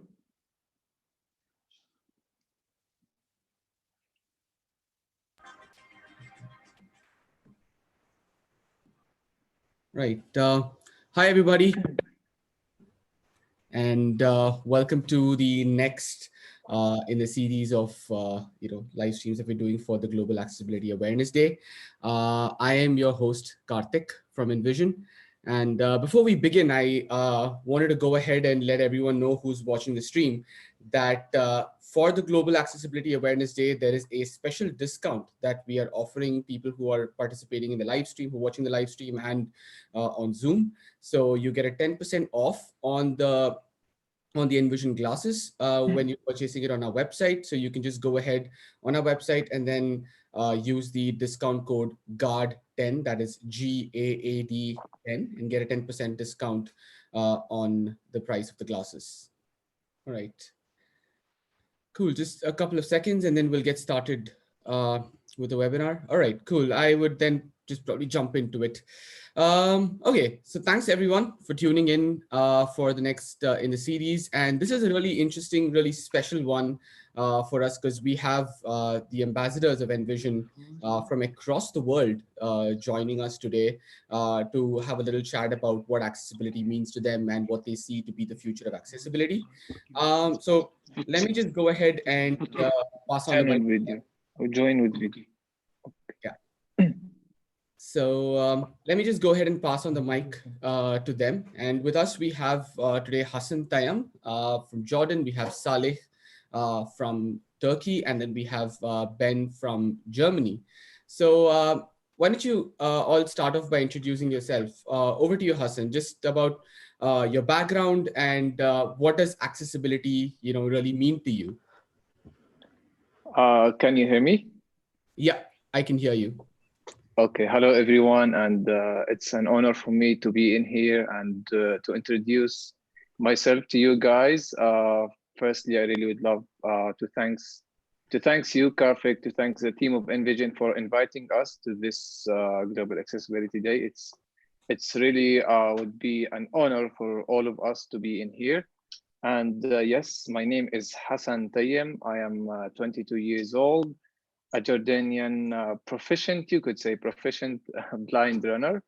I have recently graduated from the University of Jordan. I have studied Italian and English languages. Well, accessibility story, my accessibility story started since I have entered the Hasan, sorry, very part of my life because it's really making the accessibility is life easier and access everywhere, wherever. So yes. Okay, awesome. And over to you, Salih. Just a little bit about yourself. Where you come from, and also what does accessibility really mean to you? Okay, greetings everyone. This is Salih Kunduz from Turkey. I'm 28 years old and currently working for the government. For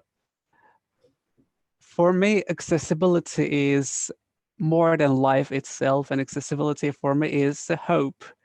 Because I believe that without accessibility, we wouldn't be here. Like once I was talking to a student and she was asking me, like, if there was no technology, if there were no such devices and stuff, what would you be doing? I was always asking this question to myself. So accessibility is the life for me. Like it's the freedom, it's the life, it's what empowers me for my uh, personal and business lives. And apart from that, I do run a website where I write about accessibility and technology, and this is all about it. Really appreciate being here, and thank you so much for inviting me. All right, awesome. Thank you so much, Saleh. And over to you, Ben. A little bit about yourself, and what does accessibility really mean to you? Okay, yeah, sure. I'm Ben from Germany. Thanks for having me. And yeah, as I'm blind from birth, accessibility is I'm into accessibility my whole life. So now I'm working for a big telecommunication company here in Germany, also in the software area.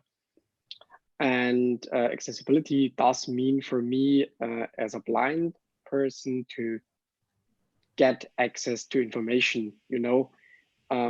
For a person using a wheelchair, it might mean having access to places, but for me, it means having access to information, whatever this is. So the world is not designed accessible. So for me, it's very important to have such assistive devices, assistive technology channels, generally speaking, because in my view, the world will not be totally accessible. So it's important to have such apps, such devices we're talking about today, and therefore That's really. So I'm sorry. Yeah, I'm sorry. I have lost the connection. So I hope that you have heard what I was saying. So if anything that you okay, fine. Yeah, Hasan. I was able to get an idea of what you were saying, and in fact, something that Ben said really sort of reached out to me because we don't really expect the world around us itself to become more accessible. So hence, having accessible tools or building accessible tools to help people access the world on their own terms is something that we also really strongly believe at Envision. So I wonder, and another thing that really comes to my mind, when I look at this bunch, is it's a very global bunch. It's a very global group of people here today from very different parts of the world. And the thing that I wanted to ask, you all is how important is inclusive design, or how important is accessibility, in the country that you come from, right? So, for example, with Hasan, I want to ask him to begin with, like, how important is accessibility, in Jordan, the country where you come from? Well, in Jordan, to be honest, or in the Middle East itself, we are facing in a lack of accessibility awareness.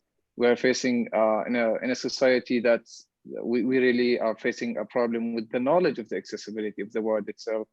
So you will find definitely like something is different than all over the world. Like we're, as I said, facing a lack. So recently in Jordan, when it comes to Jordan, recently they have started to implement very good things, which is really making our life more easier. So in Jordan, the accessibility is just begun. So I know that we're having a long way to pass. So I really hope that Jordanian friends, those who are listening to me, I hope that we should work together to implement that features more and more in Jordan and in the Middle East itself. Okay, that's interesting. And for you, Salih, you said that you're working with the government in Turkey, and Yeah. I wanted to sort of understand from you, like, how important is accessibility in your country from a government's perspective, and also what are some of the things that you think could improve there, right? Well, as a being a developing country as a Turkey, we're really trying to do a lot of things in terms of accessibility. Like over 15 years or 10 years, the government really trying their best to employ the blind or visually impaired people in government, or they also try to support the private sector to employ the visually impaired people and other disabled people. So accessibility is really playing a really good role, but still there are a lot of things to improve. Like we are really trying our best to raise some awareness inside the society. Like the people must know what is accessibility and what should be done. So first, the government tried to do to make the environment accessible. For that, like they work really a lot, and still they are doing their best. For example, the big cities are really doing their best. Uh, for example, when you go out, the streets should be accessible, so then you can go out and you can just explore your surroundings. So this was the first step the government took, and then the technology, and then supporting the visually impaired people and for accessibility in terms of economical ways. And still, it's under development, and they're really doing really great, really good. Okay, that's really interesting. And for you, Ben, like, you're coming from a totally different part of the world, and for you, how far do you see the importance of accessibility in Germany? Like, how do you really see accessibility in Germany, and what do you think can still be done to improve the state of affairs there? Yeah. So when it comes to government, I think we are very good. So Germany, all governmental services or apps, websites have to be somehow accessible by law in Germany. So this is very good. But when it comes to private section, to companies, there can be a lot of improvements in accessibility, because companies are not forced to make their services and products and apps and so on accessible. So this can be improved, as in, for example, in the US, I think it is a law that products have to be somehow accessible to disabled people, and that's what we don't have in Germany here. But everything which comes from the government has to be accessible.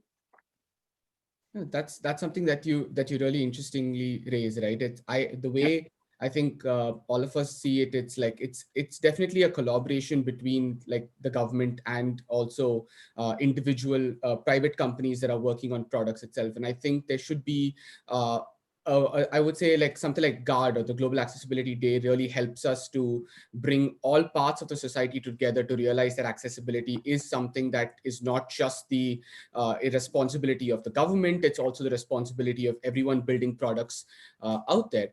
So along those lines, I wanted to ask you all, like, what do you see to be the future of accessibility? How do you really envision the future of accessibility? So Hasan, you've been working with accessibility for a long time, and what do you really see as the sort of future of accessibility? Well, when it comes to myself, I have started to work in the accessibility features in the disability field, like to spreading, telling people without disabilities about the people with disabilities. Since I have started university, I've started to do like a kind of motivation sessions to those people, telling them our needs, telling them this is our law, like this is what we really need in the law, not behind the laws. So the future, where I see the future exactly is seeing Arabian or people from the Middle East developing apps, developing like engineering, developing accessible roads for those who are with disabilities, like blind or wheelchair users.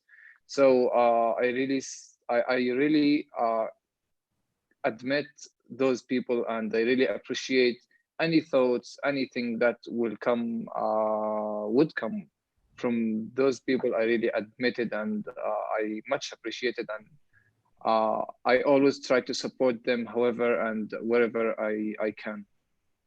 Interesting. So for you, raising awareness is going to be a very key part of improving accessibility in the future, right?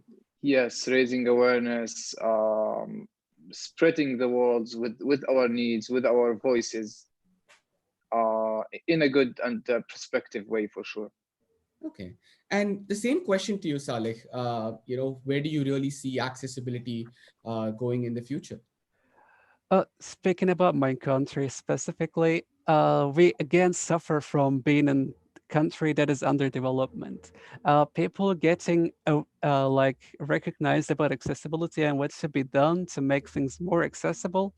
In universities, in high schools, there are a lot of works are going on about accessibility. But the problem is they want to do something that we already have. For example, some students get together and want to do a talking computer. They spend hours and days and a month to do that, but they don't know there is a screen reader. So we just need to show them how to do it. And there are a lot of great potentials in Turkey. So this is the thing that we should do. Like blind and visually impaired people should be more active and need to show them what we need, and they will definitely do it because I know there's the potential. And last week in Turkey, there was the Accessibility Week, and today is the Global Accessibility Awareness Day. So it's a really great coincidence now.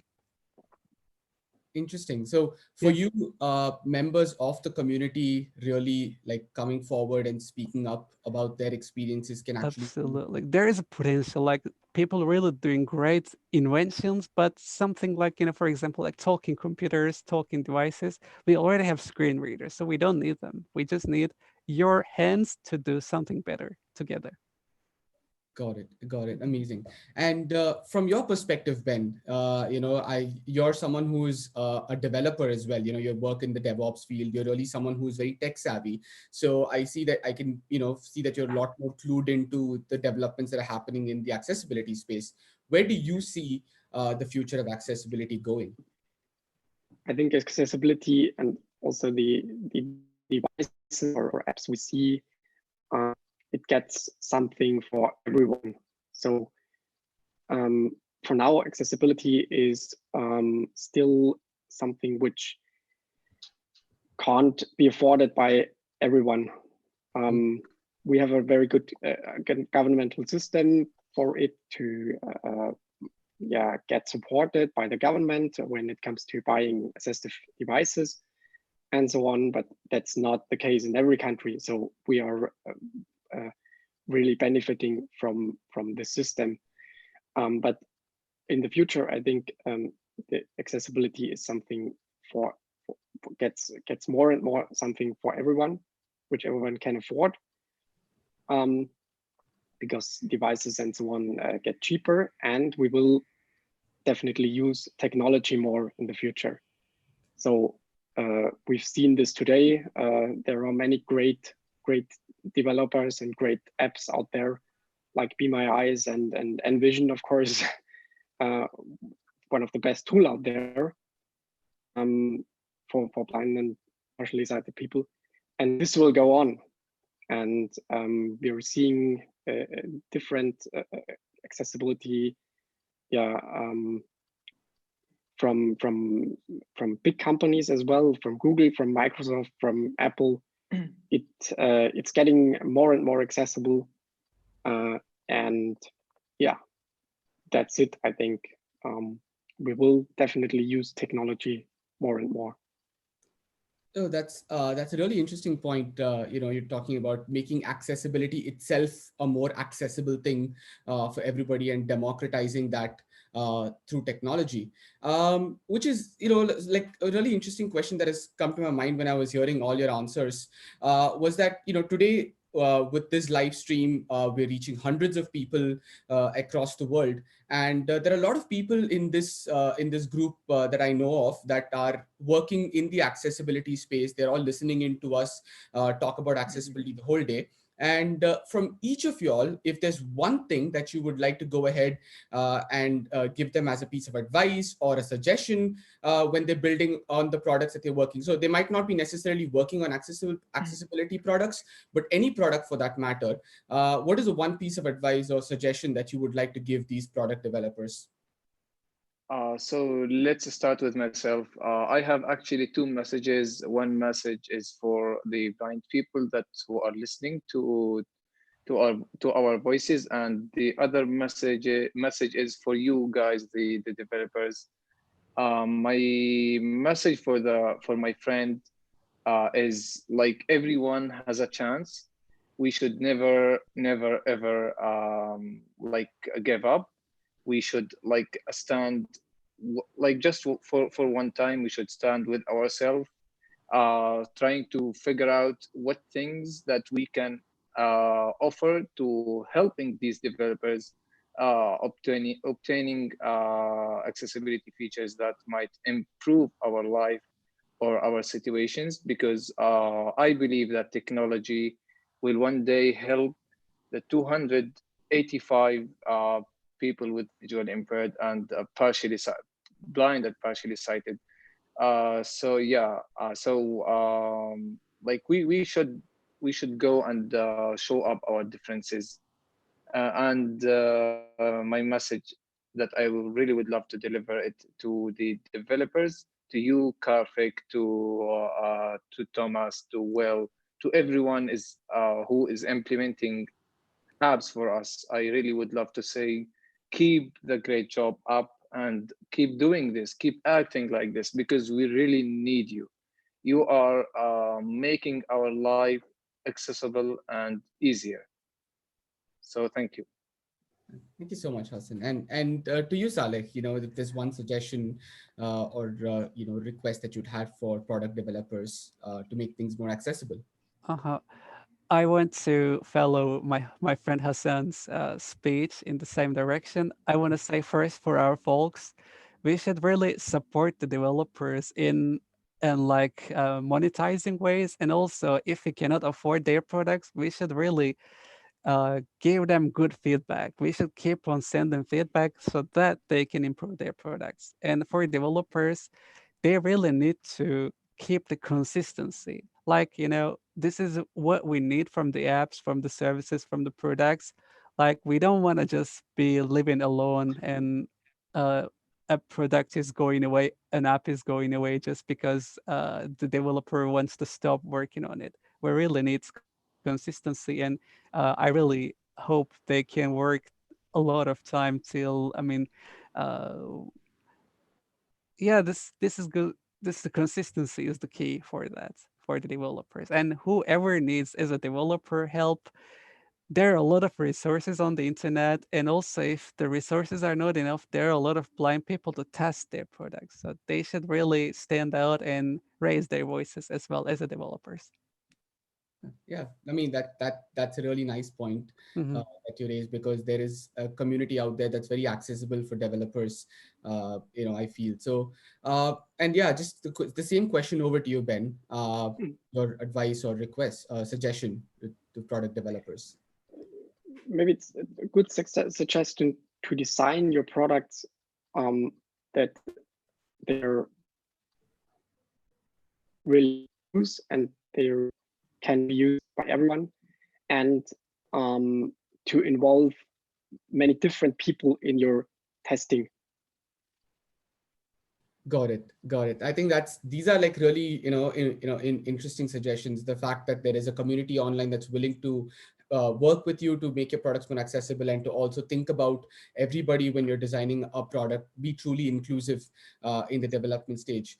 So we have a couple of questions from the audience, and I'm just going to go ahead and then let you guys answer some of them.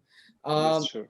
So the first question is, so what is the situation in your countries with regards to accessibility in common life? That is, when you're using a ticket station, ticket machine at a train station, or when you're using an ATM, right? What are some of the, what's exactly the situation like when you're trying to do some things like an everyday task like these? Well, as I mentioned before, in Jordan, the situation is a bit hard. Like when it comes to ATM, I have really worked very, very, very hard to take my own ATM, to open my own bank account. So the law in this field is like we have a law. I can admit that we have a law, but the law is not implemented at all. Yeah. Because our like blind community is not supporting. Like if we would like to make a campaign or would like to make anything that will support our minds, they will definitely not support us, unfortunately. Okay. I mean the community itself. That's Okay. why I have mentioned that raising our voice is really important in our society. Okay. And for you, Salih, like you said that things are sort of in between in Turkey at the moment, as things as you say that you're still a developing country in that matter. Yeah. What's the situation with regards to everyday things like how easy is it, for example, for you to be able to withdraw money by yourself or be able to go on a train journey by yourself? Yeah. Yeah. So things are improving in a lot of aspects. If you want to withdraw money from your account, you can use the mobile banking app and just scan the code from the ATM. And some government banks, they also offer talking ATMs. Oh, this is really great for people working with government banks. And for public transport inside major cities in Turkey is free for the disabled people, so they don't need to deal with cards and ticket stuff. And for other inquiries like plane tickets or train tickets, they can book tickets online. And yeah, things are improving in that case. And in terms of bank works, as Hasan said, we also have some problems and still needs to be sorted out. If you want to get a bank account as a disabled people, you sometimes need to show themselves. You can sign a paper. Like it's changing those days, but still sometimes you need to show them. It's not needed to sign a paper with 2 or 3 people with you, and you can just sign a paper by yourself. Things You are need to bring up your family. yeah, they ask you something like that. But I mean, some banks do it, some still trying to follow that old trend. But some banks say, okay, you're an individual, so you can sign it. It really depends on your chance nowadays. Yeah, I agree with you. Mhm. And Ben, can you talk a little bit about everyday accessibility in Germany? Yeah. So, for example, when it comes to train tickets, there's an app which I can use to buy them. So that's quite easy, and the app is accessible. So it's really quite easy. When it comes to ATMs, I have the impression that ATMs are by far more accessible in Turkey than in Germany because we don't have ATMs with QR codes which you can scan and then withdraw your money. You have to use either accessible ATMs, which are not so frequent, or you have to use some kind of apps which can read what's shown on the display, but then it might be difficult to handle the touch display. Or you have to go to the counter and withdraw your money there. When it comes to opening bank accounts, because this was the topic, it's of course it's possible to open a bank account in Germany for me as a blind person, and also this is also true for opening it online. Okay. Wow. Yeah. I think it definitely helps as we continue to raise more awareness through events like the Global Accessibility Awareness Day, or by really voicing our opinions, like what Hasan is doing in Jordan, really like going out and trying to voice his opinions. We hope that in the future, with companies like us also trying to make accessibility more mainstream, governments and institutions which are usually slow to respond will look at accessibility in a more serious way. Interesting. So we do have another question from Zachary from Morocco is asking us, how can people with a visual impairment learn about the different technologies or accessibility tools available for them, right? And where do you guys look to when you want to learn about the latest in accessibility technology and the tools, and where do you guys look to online? Well, I'll try to answer as short as I can, and please, Karthik, excuse me to mention some resources that I used to implement as a let's say as a student. Mm-hmm. I do use a website. It's called Applevis. We spell it AppleVis.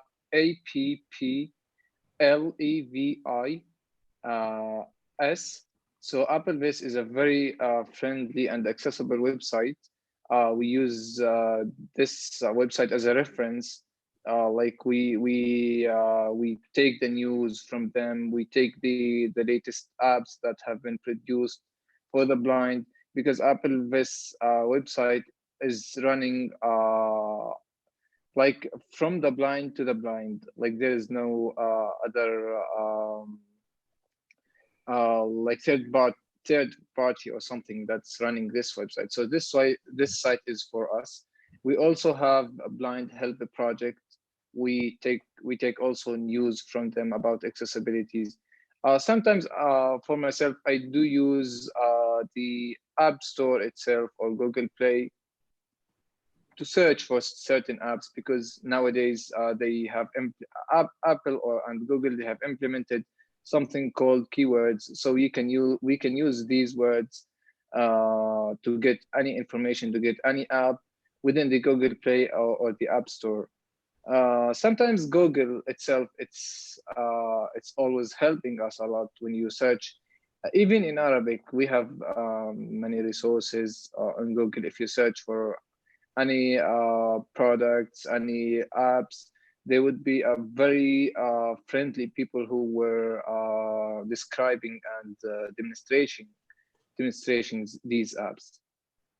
So right. Yeah. Awesome. Just before we wrap up, quite quickly, Salih, and then starting with Salih, what is the I would say what the one place that you go to get more information about this? Well, basically, I use search engines, and I listen to podcasts. I'm following some websites. I'm not gonna give the specific names about them, but I really have some websites that I watch often. Awesome. I'm a proud Android user, so I try to watch Android news from internet, from YouTube, and all sort of stuff. And there are a lot of great accessible contents coming our ways. Okay, awesome.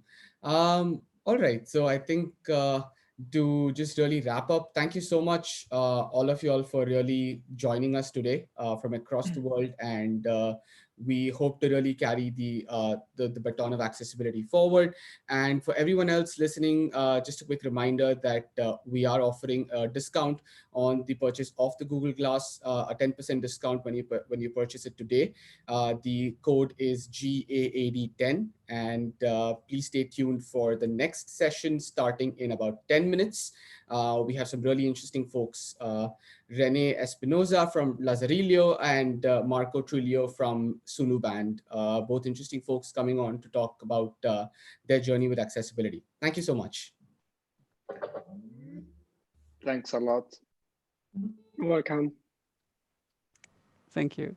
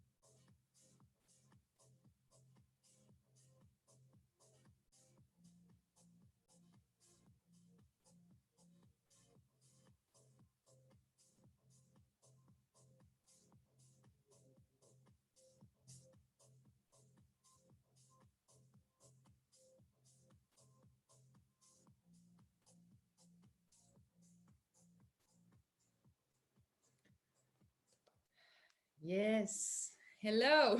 Hello. Yeah, hi. For the guys who are just tuning in, my name is Ilsa. I work at Envision, and for this panel session, I have Renee Espinoza. Is that how I pronounce it? Yeah. Yeah, it's okay. And Marco Trujillo. Marco from Sunaband and Renee from Lazarillo. And I'm super happy to have you guys here. Can you tell me a little bit about what you do and how you got into accessibility? Sure. You want to go first, Renee? Please, Marco. Good to see you, by the way, man. Yeah, good to see you. Sure. So what we do, we built a mobility aid for people with visual impairments. It's this bracelet over here.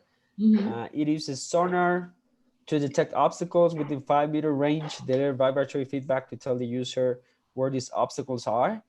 And then it complements with an app that lets the user adjust the way the Studiband works, opens to more features on them, navigation features, location features, so they can access everything from the band without needing to take their phone out of their pockets.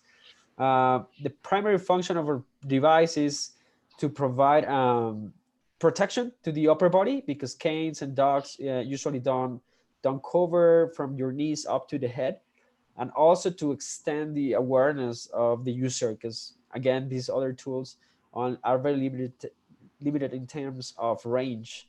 So that's the Studiband. And in my personal situation, I got into the assistive technology early on. It came originally from an personal experience. My best friend from childhood is deaf, so I was raised along with him. We are same age.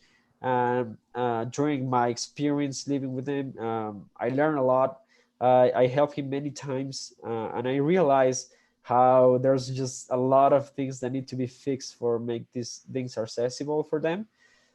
So helping him along his career and everything has raised or inspired me into learn more and see how we can help all this population. So early on, I got into assistive technology. I have a passion for developing. I'm a robotics engineer. I won my first competition in robotics at 15 years old, but I kept doing robotics for a long period in my life. I represented the country in a couple of times in international competitions. Then at my 18 years old, I started doing prototypes for disability. I total built 7 devices for people with cerebral palsy, deafness, blindness. And then one of the last devices was actually the Studiband. So I built that in a collaboration with a blind institute in Mexico. Yeah. So because I saw the impact that the product was doing for the students of this school, and the adoption of their parents, the interest in their parents in acquiring it, I decided to, for the first time, make a commercial product. And then that's how I started the business. That's how I started the company. Wow. So it's really from passion, from youth. That's It's beautiful. pure passion. Yeah. Yeah, it's beautiful. And Renee, how about you? Sure. So, well, I will start how it begins. I always wanted since very little to work on health devices to make well-being of people or improve health. So I studied electrical engineering, and while I was studying, I also got the chance to work with a medical institution doing assistive technology. So we prototype a lot of things. I work with people with Parkinson's, with ALS, and different difficulties to move. And so we develop assistive technology to improve their lives. And then we came across a project that they asked me if I could develop a mobile app for the blind community. It was not Lazarillo, but it was an app that was supposed to be providing them a little bit more information about the subway. And at that time, I didn't knew that was possible, actually. So smartphones were quite new, and I said, like, how you being blind will be able to touch a touchscreen, right? Like it doesn't have a surface and all that. But I didn't know so much about that. And I researched a lot. I discovered there was a standard for accessibility on web accessibility, and companies like Apple and Android Google were doing improvements so app developers can provide accessibility features inside their apps. And also interact with over 30 people with different visual disabilities, from low vision to the blindness. And I discovered the way what works, what didn't work. And after that specific project, I decided to dedicate my thesis. It was a 1-year thesis on the first prototype of Lazarillo. So, and a member of my actual team, Miguel Gonzalez, that he helped me on that time. He was also a teacher of he had like 6-year teaching assistive technologies. And so I thought like, he's the guy that can help me prototype. And then we actually did more testing with our users. And then after a year of finishing my thesis, we start Lazarillo just because in that middle year, I learned about entrepreneurship. Like in college or university, you don't know so much about that. So, and that was the key for us to actually go ahead and start the project. And yeah, that's how it started in 2016, in January 2016. And Lazarillo, so for people that doesn't know Lazarillo, we develop technology so people can be more independent, and so that companies and public institutions can improve their customer experience for people with disabilities. So we have an app that provides wayfinding, orientation, so that you can move through a city, and know about different services of companies. And then we have a platform that we can integrate with companies so that hospitals, banks, universities, and museums even can add their venue, for example, so that a person using Lazarillo can book a meeting with a doctor, with a hospital, and then go to that meeting and navigate inside the hospital by themselves. So we're connecting both the companies with the users, helping them do that. And that is free, and we, of course, charge companies. Yeah, it's basically from in your home to at the appointment you have, know your... Yeah. Okay. And it's quite interesting to have you both here together, because you both have a part of what you do is navigation, helping people to navigate. I'm curious, what are some of the biggest challenges that you didn't expect solving, in the navigation for the blind? Like, what are the biggest challenges that you run into? Marco, please. I think it's hard to say which are the biggest. we usually face a lot of challenges. For example, and at different stages, you face different types of challenges. Mm-hmm. So, for example, initially, one of the challenges we got is that we had prototypes that were working great, but the moment we tried with a bigger audience, because we were trying with kids in a school, then the moment we moved to adults or seniors, then a lot more challenges started to appear. And then I realized that I didn't dimension the magnitude of the problem properly at the beginning.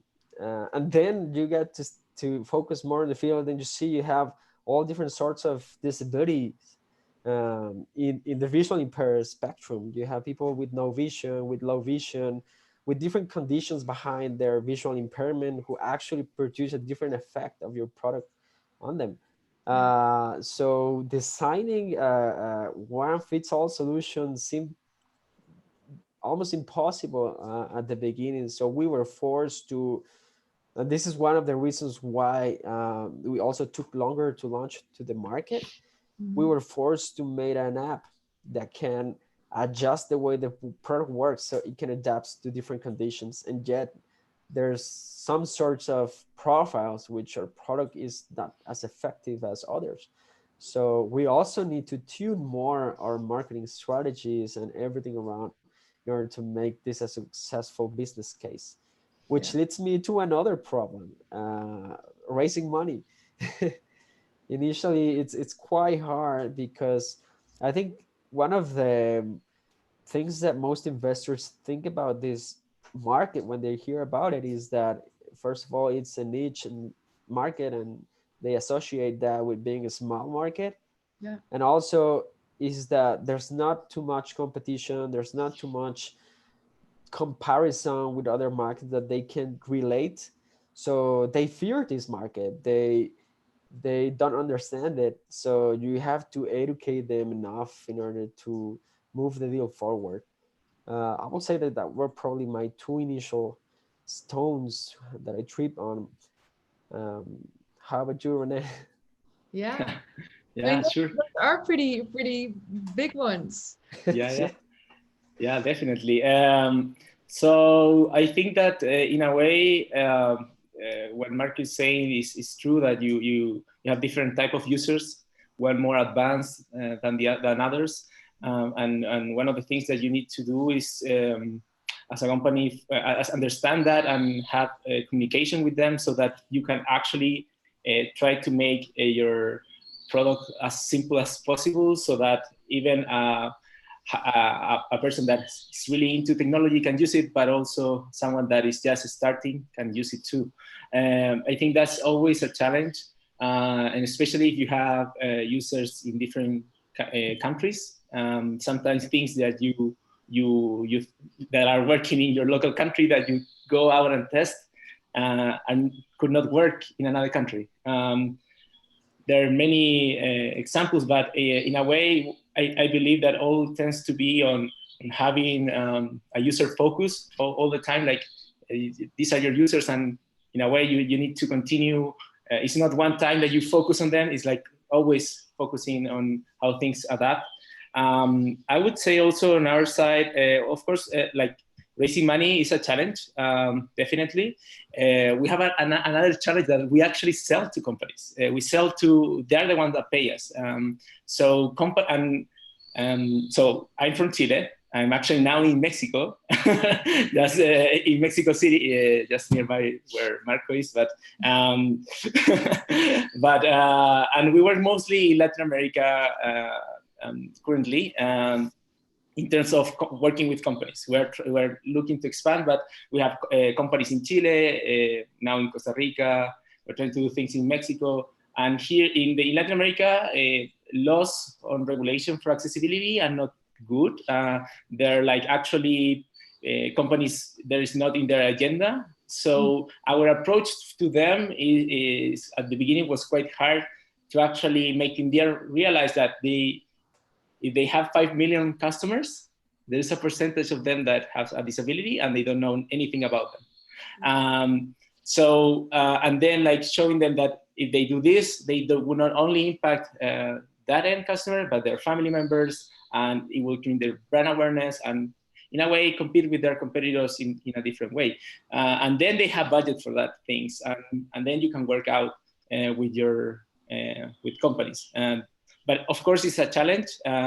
We needed to position awareness, and I think this is why events like this are good, because it can put the word out like, hey, accessibility, there's a huge population, there's 1 billion people with disabilities around the world. So look your country and see if you're targeting that person. Like, are you selling to them? Maybe you actually are selling and you don't know anything about them. So understanding your customers is something that is important. That is really important. Yeah, that's why we're here today, of course. And it's interesting that you said, yeah, we are selling to companies. Marco, you're selling to end customers, business to consumer. Before I had a conversation with Hector from Microsoft, that he also said it's also sometimes difficult to make people understand that you have to pay for these kind of products. It can't always be for free, because it's a lot of money going into creating this product and everything. How do you cope with that? How do you do that? Yeah, so I mean, I believe it's so providing awareness, working with the community, and like providing power to the community, like they can actually ask for this, is something that is important. And we have managed to create a brand, and we always work with local institutions so that they can help us expand, and we provide in the software. And that had worked out. We did this test at the beginning in Costa Rica, that is, I would say, a country with a small population. They don't have any difference in terms of laws for accessibility.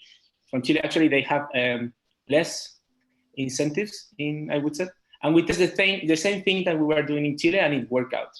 Now they have customers, and we realized that we can do this without having great laws that, of course, they help, but our approach is to do it without them, right? So that it could work in countries like Latin America or other countries that they don't have that policy so advanced, right? Yeah. Actually, my next question was about the problem that we're talking about, the awareness for accessibility, and accessibility on its own is both a global and a local problem that we're all trying to solve here. Do you have something in plan for localizing for the global scale that you guys are reaching? Marco? Yeah, so in our case, we do. I mean, initially, in the story of Sunu, we focused on selling in the US. We try to build a business case over there that worked well, but we suddenly start receiving orders from elsewhere in the world. So it was hard to say no. And honestly, these days it's easier to make a global business because of the facilities that we have. Yeah. So we tried that, and that actually works. Our product now is translated in 30 languages. We have users in over 50 countries. We have partners, distribution partners, could be organizations or specialized resellers in 30 countries. And over time, we've been adapting our business model a little bit more to each country. We have been learning a lot of their needs, and it has been very interesting seeing how we have different types of needs, different types of markets, of perceptions. So some things are more important for one country than others.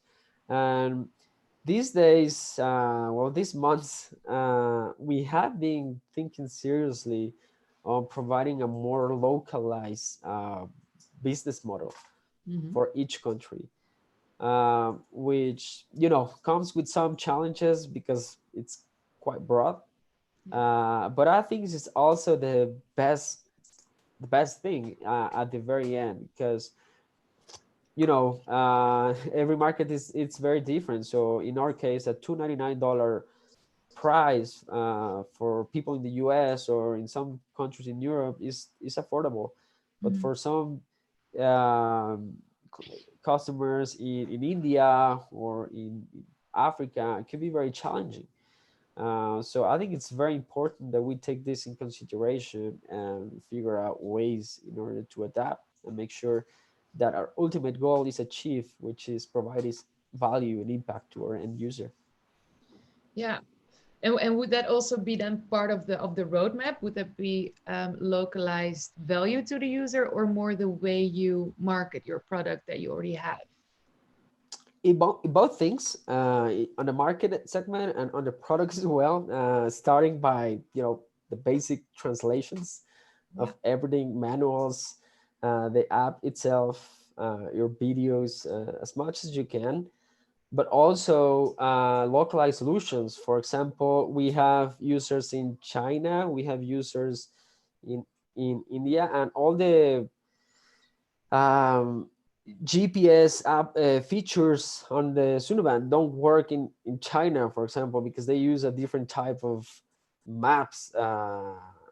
They use Beidou maps instead of Google Maps. So, these kind of things, you have to adjust them anyway. Otherwise, your product won't work. So yes, both Yeah, ways. I get that. And Renee, how does it work for you? Yeah, so well, we in a way we have the app that grows. We have users in many countries, and we now are. I mean, we work with users so that to translate the app, so that anyone that wants to translate Lazarillo connect with us and translate it, and so that it could actually be translated correctly in their native language, and they can test and all that, and we follow that. So that's how we do it with languages. We have also another side that is how we work with local partners that actually implement our technology locally. The app can work, we have users around the world, but what we want is to expand our, I would say, technology for companies. So they can start improving the information, and it's not just a GPS point, it's actually a whole venue, like a university transformed in a way that you can find the bathrooms that are accessible, the cafeteria, the menu of that, and we have also expanded in a way for people that have mobility disabilities, so that if you want to have accessible route, for example, in a university campus, you can have it, and that is like our approach to this, like how we can start providing this locally, and through this test, we have now 3 countries that have local partners and promoters. So there's a company that has all the skills to implement Lazarillo, like the technology with a company, and then there's a promoter that help us reach more nonprofits or things like that. So the promoter is most of the time a nonprofit that, in a way, teach the app or provide awareness, and I think collaboration is super important for that. And so that's how we want to grow, and that's what we're doing. We of course are learning, and another ways that we see our future is collaborating with great companies like Marco, right? In which that we have a common goal. Like Sunovan is great, and we have also a community that sometimes don't know about that, and we could, in a way, collaborate. So I think collaboration for us is the way to move forward, so that we can, in a way, provide our service, but also if we can, to also help other companies working on accessibility to have a bigger impact. And together we have more force. And I think that, for example, this is something that I believe is in the same pathway, right? Working together, doing a chat all together. And I think that's great. Yeah, I think we feel the same way. It's community is very, very important. Definitely. I have, like, the time flies, it's crazy. I am having a question coming in from Karen Swan. It's for you, Marco. Is it not confusing or disorientating if surrounded by lots of obstacles or people? So is the pen. Yeah. Okay, thank you for asking, Karen. I mean, yes and no. It could be if you, but there's certain adjustment that you can do to the van. We let you very easily manipulate the range of the sonar. So if you're in a situation that's very crowded, then you probably don't need 5-meter range detection. You shorten that to 2 meters or even 1 meter, depending on how crowded the situation is. And then we can also adjust the amplitude or the angle of the sonar, so it is more laser focused compared to flashlight focus. That way, you don't get as much noise, and you are able to detect those gaps, spaces between people, so you can surf the crowd conveniently.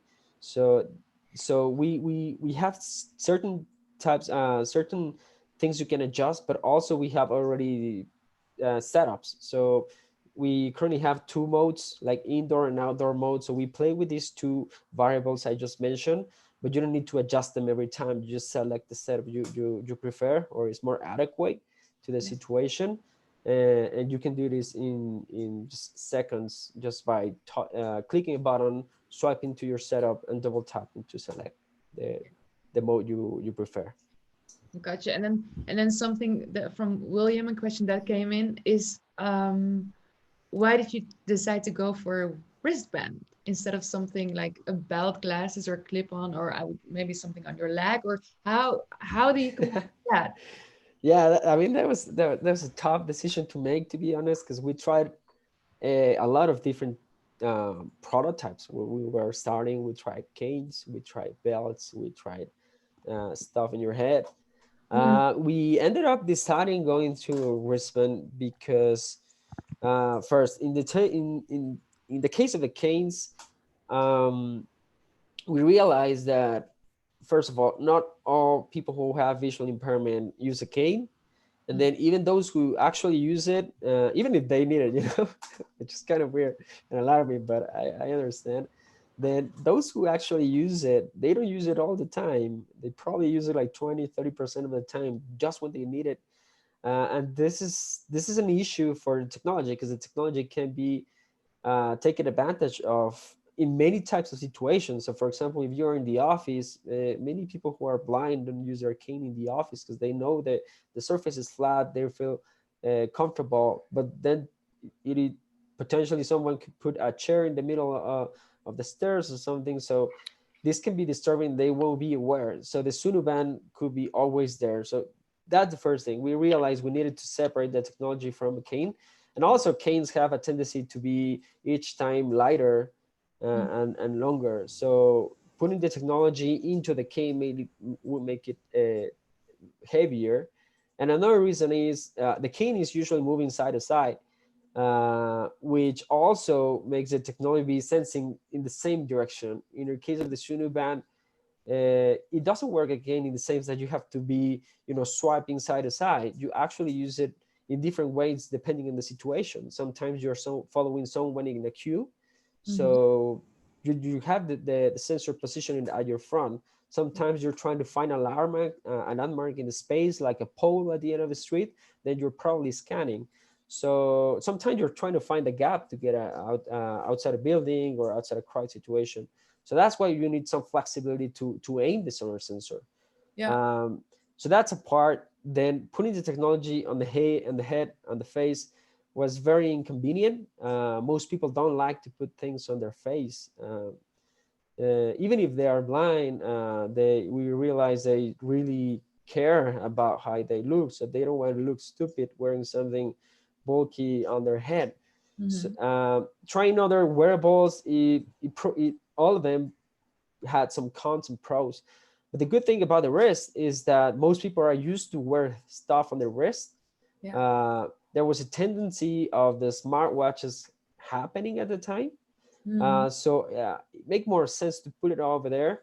It has a lot of flexibility to aim, and it's very discreet to use because the way we build it, the sonar sensor is on the side. So when you wear it and you have your hand laid down, it's naturally pointing forward. So you don't have to make, a lot of movements, just gentle twist on your wrist is enough to scan the whole front and up ahead. So it's a more convenient. The only con is that the user needs to get used to that position at the beginning, but this is something that is solved within the first 20 minutes of experiencing the product. And it's mastered within the first 2-3 days of using it. Wow. Okay. I hope that answered the question. William, thanks. Then for Renee. So summary, I work with a blind organization in the UK. When can we expect Ladario app in the UK? Can you already start partnering with businesses here remotely? Yeah, so, Lazario works in the streets in the UK. And to work with companies right now, we're looking for a local partner. If you happen to have one, please contact me at rene@lazarillo.app or app@lazarillo.cl. And I can write it down. But we're looking for a local institution to partner up and start doing that. I actually went to the UK for a whole month, 3 years ago. and I think there's a lot of things possible to do there, especially because we have a lot of museums and sightseeing, and of course coronavirus get us all home. But even for that, right now we are doing things, new things, so that resources and information can be accessible through Lazarillo currently, and we start working with local governments in some countries, in Chile, Colombia, and we expect to get to more countries soon. And so if you have any connection, we tend to do that. Like if you send us an email through the app or whatever, and for connections, we actually answer back. So yeah, I believe that next year probably would be easier for us to move, but actually now we're able to provide the training, especially as companies are currently looking for new opportunities. I think that opens up a gap, so opportunity gap for us to position ourselves in that place. Yeah. Yeah, perfect. That's good to know. And Renee, if just sorry for interrupting. Go ahead. Quick parenthesis. I think I have a couple contacts that you that can help, that will be very interested in bringing Lazarillo to the UK. So feel free to reach out when we are done. Yeah, definitely. Yeah, we'll do. That's great. That's great. Yeah. So they could discuss after this. Gents, our time is up, but I do, if you have time, I have one last question. I'm just super interested in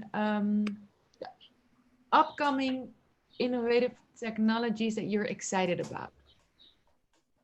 Is there one or two things that you can mention, like that's really exciting? I would love to learn more. Marco? Start? Okay. Yeah, you guys start. Yeah, I mean, we're very excited as well. I'll try to disclose as much as I can. So yeah, we are working in some prototypes, next generation for the Suni band, and also second different product.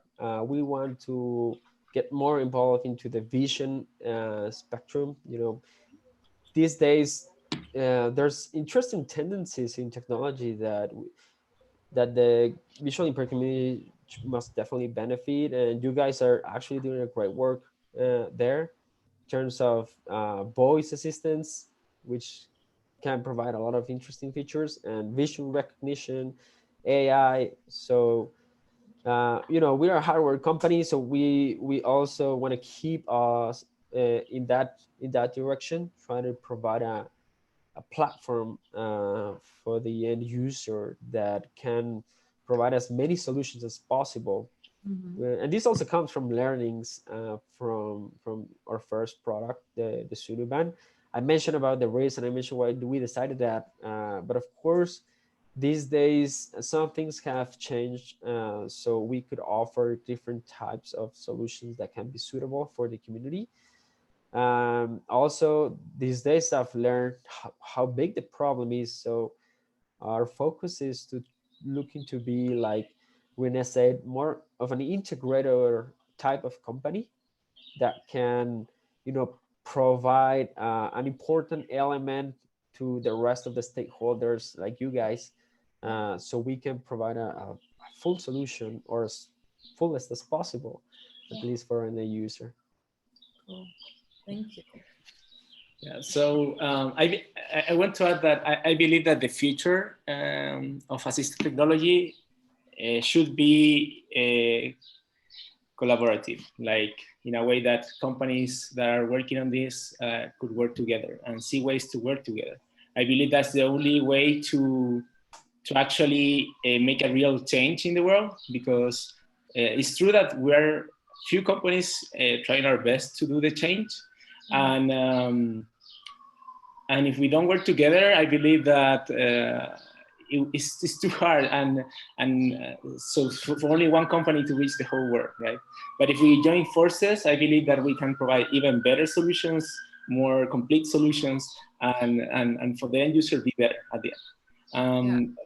I think that's I believe that that's really more important than even technology, because technology is changing all the time. And I think that technology is a tool. Like for us, we're seeing ways that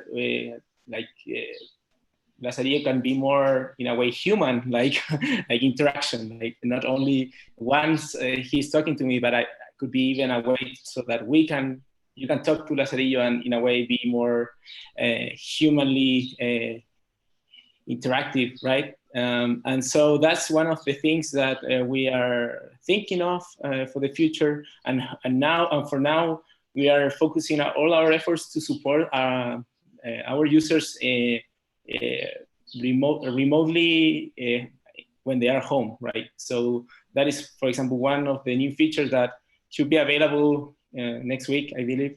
There is a news feature so that most of the information on coronavirus is not accessible. It's not in a format that is accessible enough. So inside Lazarillo, as we have a big community, you will be able to get information of your local, of your country or your local institution. For this, we of course need the support of the community. And so inside Lazarillo, we'll find a way to put in contact with, so to upload information from actually validating resources. So I think that's a new thing for us. So how we can support our users when they're home. And that's, I think that for the future will be a mix on a new channel of communication and also the navigation that we already have. Even though we have users that are continue going out, we want to hopefully help them to don't go out, right? To stay home. And so, yeah, I believe that what's more important is the collaboration, and I'm really excited for that. Yeah, amazing. I think this is the perfect end to a great conversation with you two. I would love to thank you for your time and being here and being open and sharing your thoughts and ideas. And let's make sure we collaborate. Yeah. Yeah. Have a wonderful day.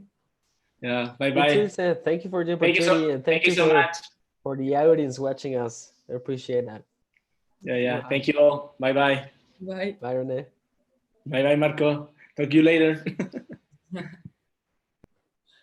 So that was an amazing collaboration for them too. I'm super excited to hear what comes after this for them. I honestly just want to thank everyone who listened into the Accessibility Innovators chat today. It has come to an end. I want to thank our ambassadors, Amar, Haruka, Yesa, Hasan, Salih, Benjamin. Very valuable insights, and we're super happy to have you guys as our ambassadors. And of course, also the innovators from Be My Eyes, Lazarillo, Sunaband, Cash Reader, and Microsoft. It was a pleasure and honestly just an honor to be able to talk to you all and get a little deeper understanding in what accessibility is to you. Yeah, and see what is on the roadmap for you all. Thank you for tuning in today. One last message is that we have a special discount code on the Envision glasses for you. That is going to be code GAAD10. We'll post it on social, so you will see it flying by. If for whatever reason you want to see the webinar again, we'll post it on social media as well. So feel free to share, and we would love to see you again soon. Thank you so much.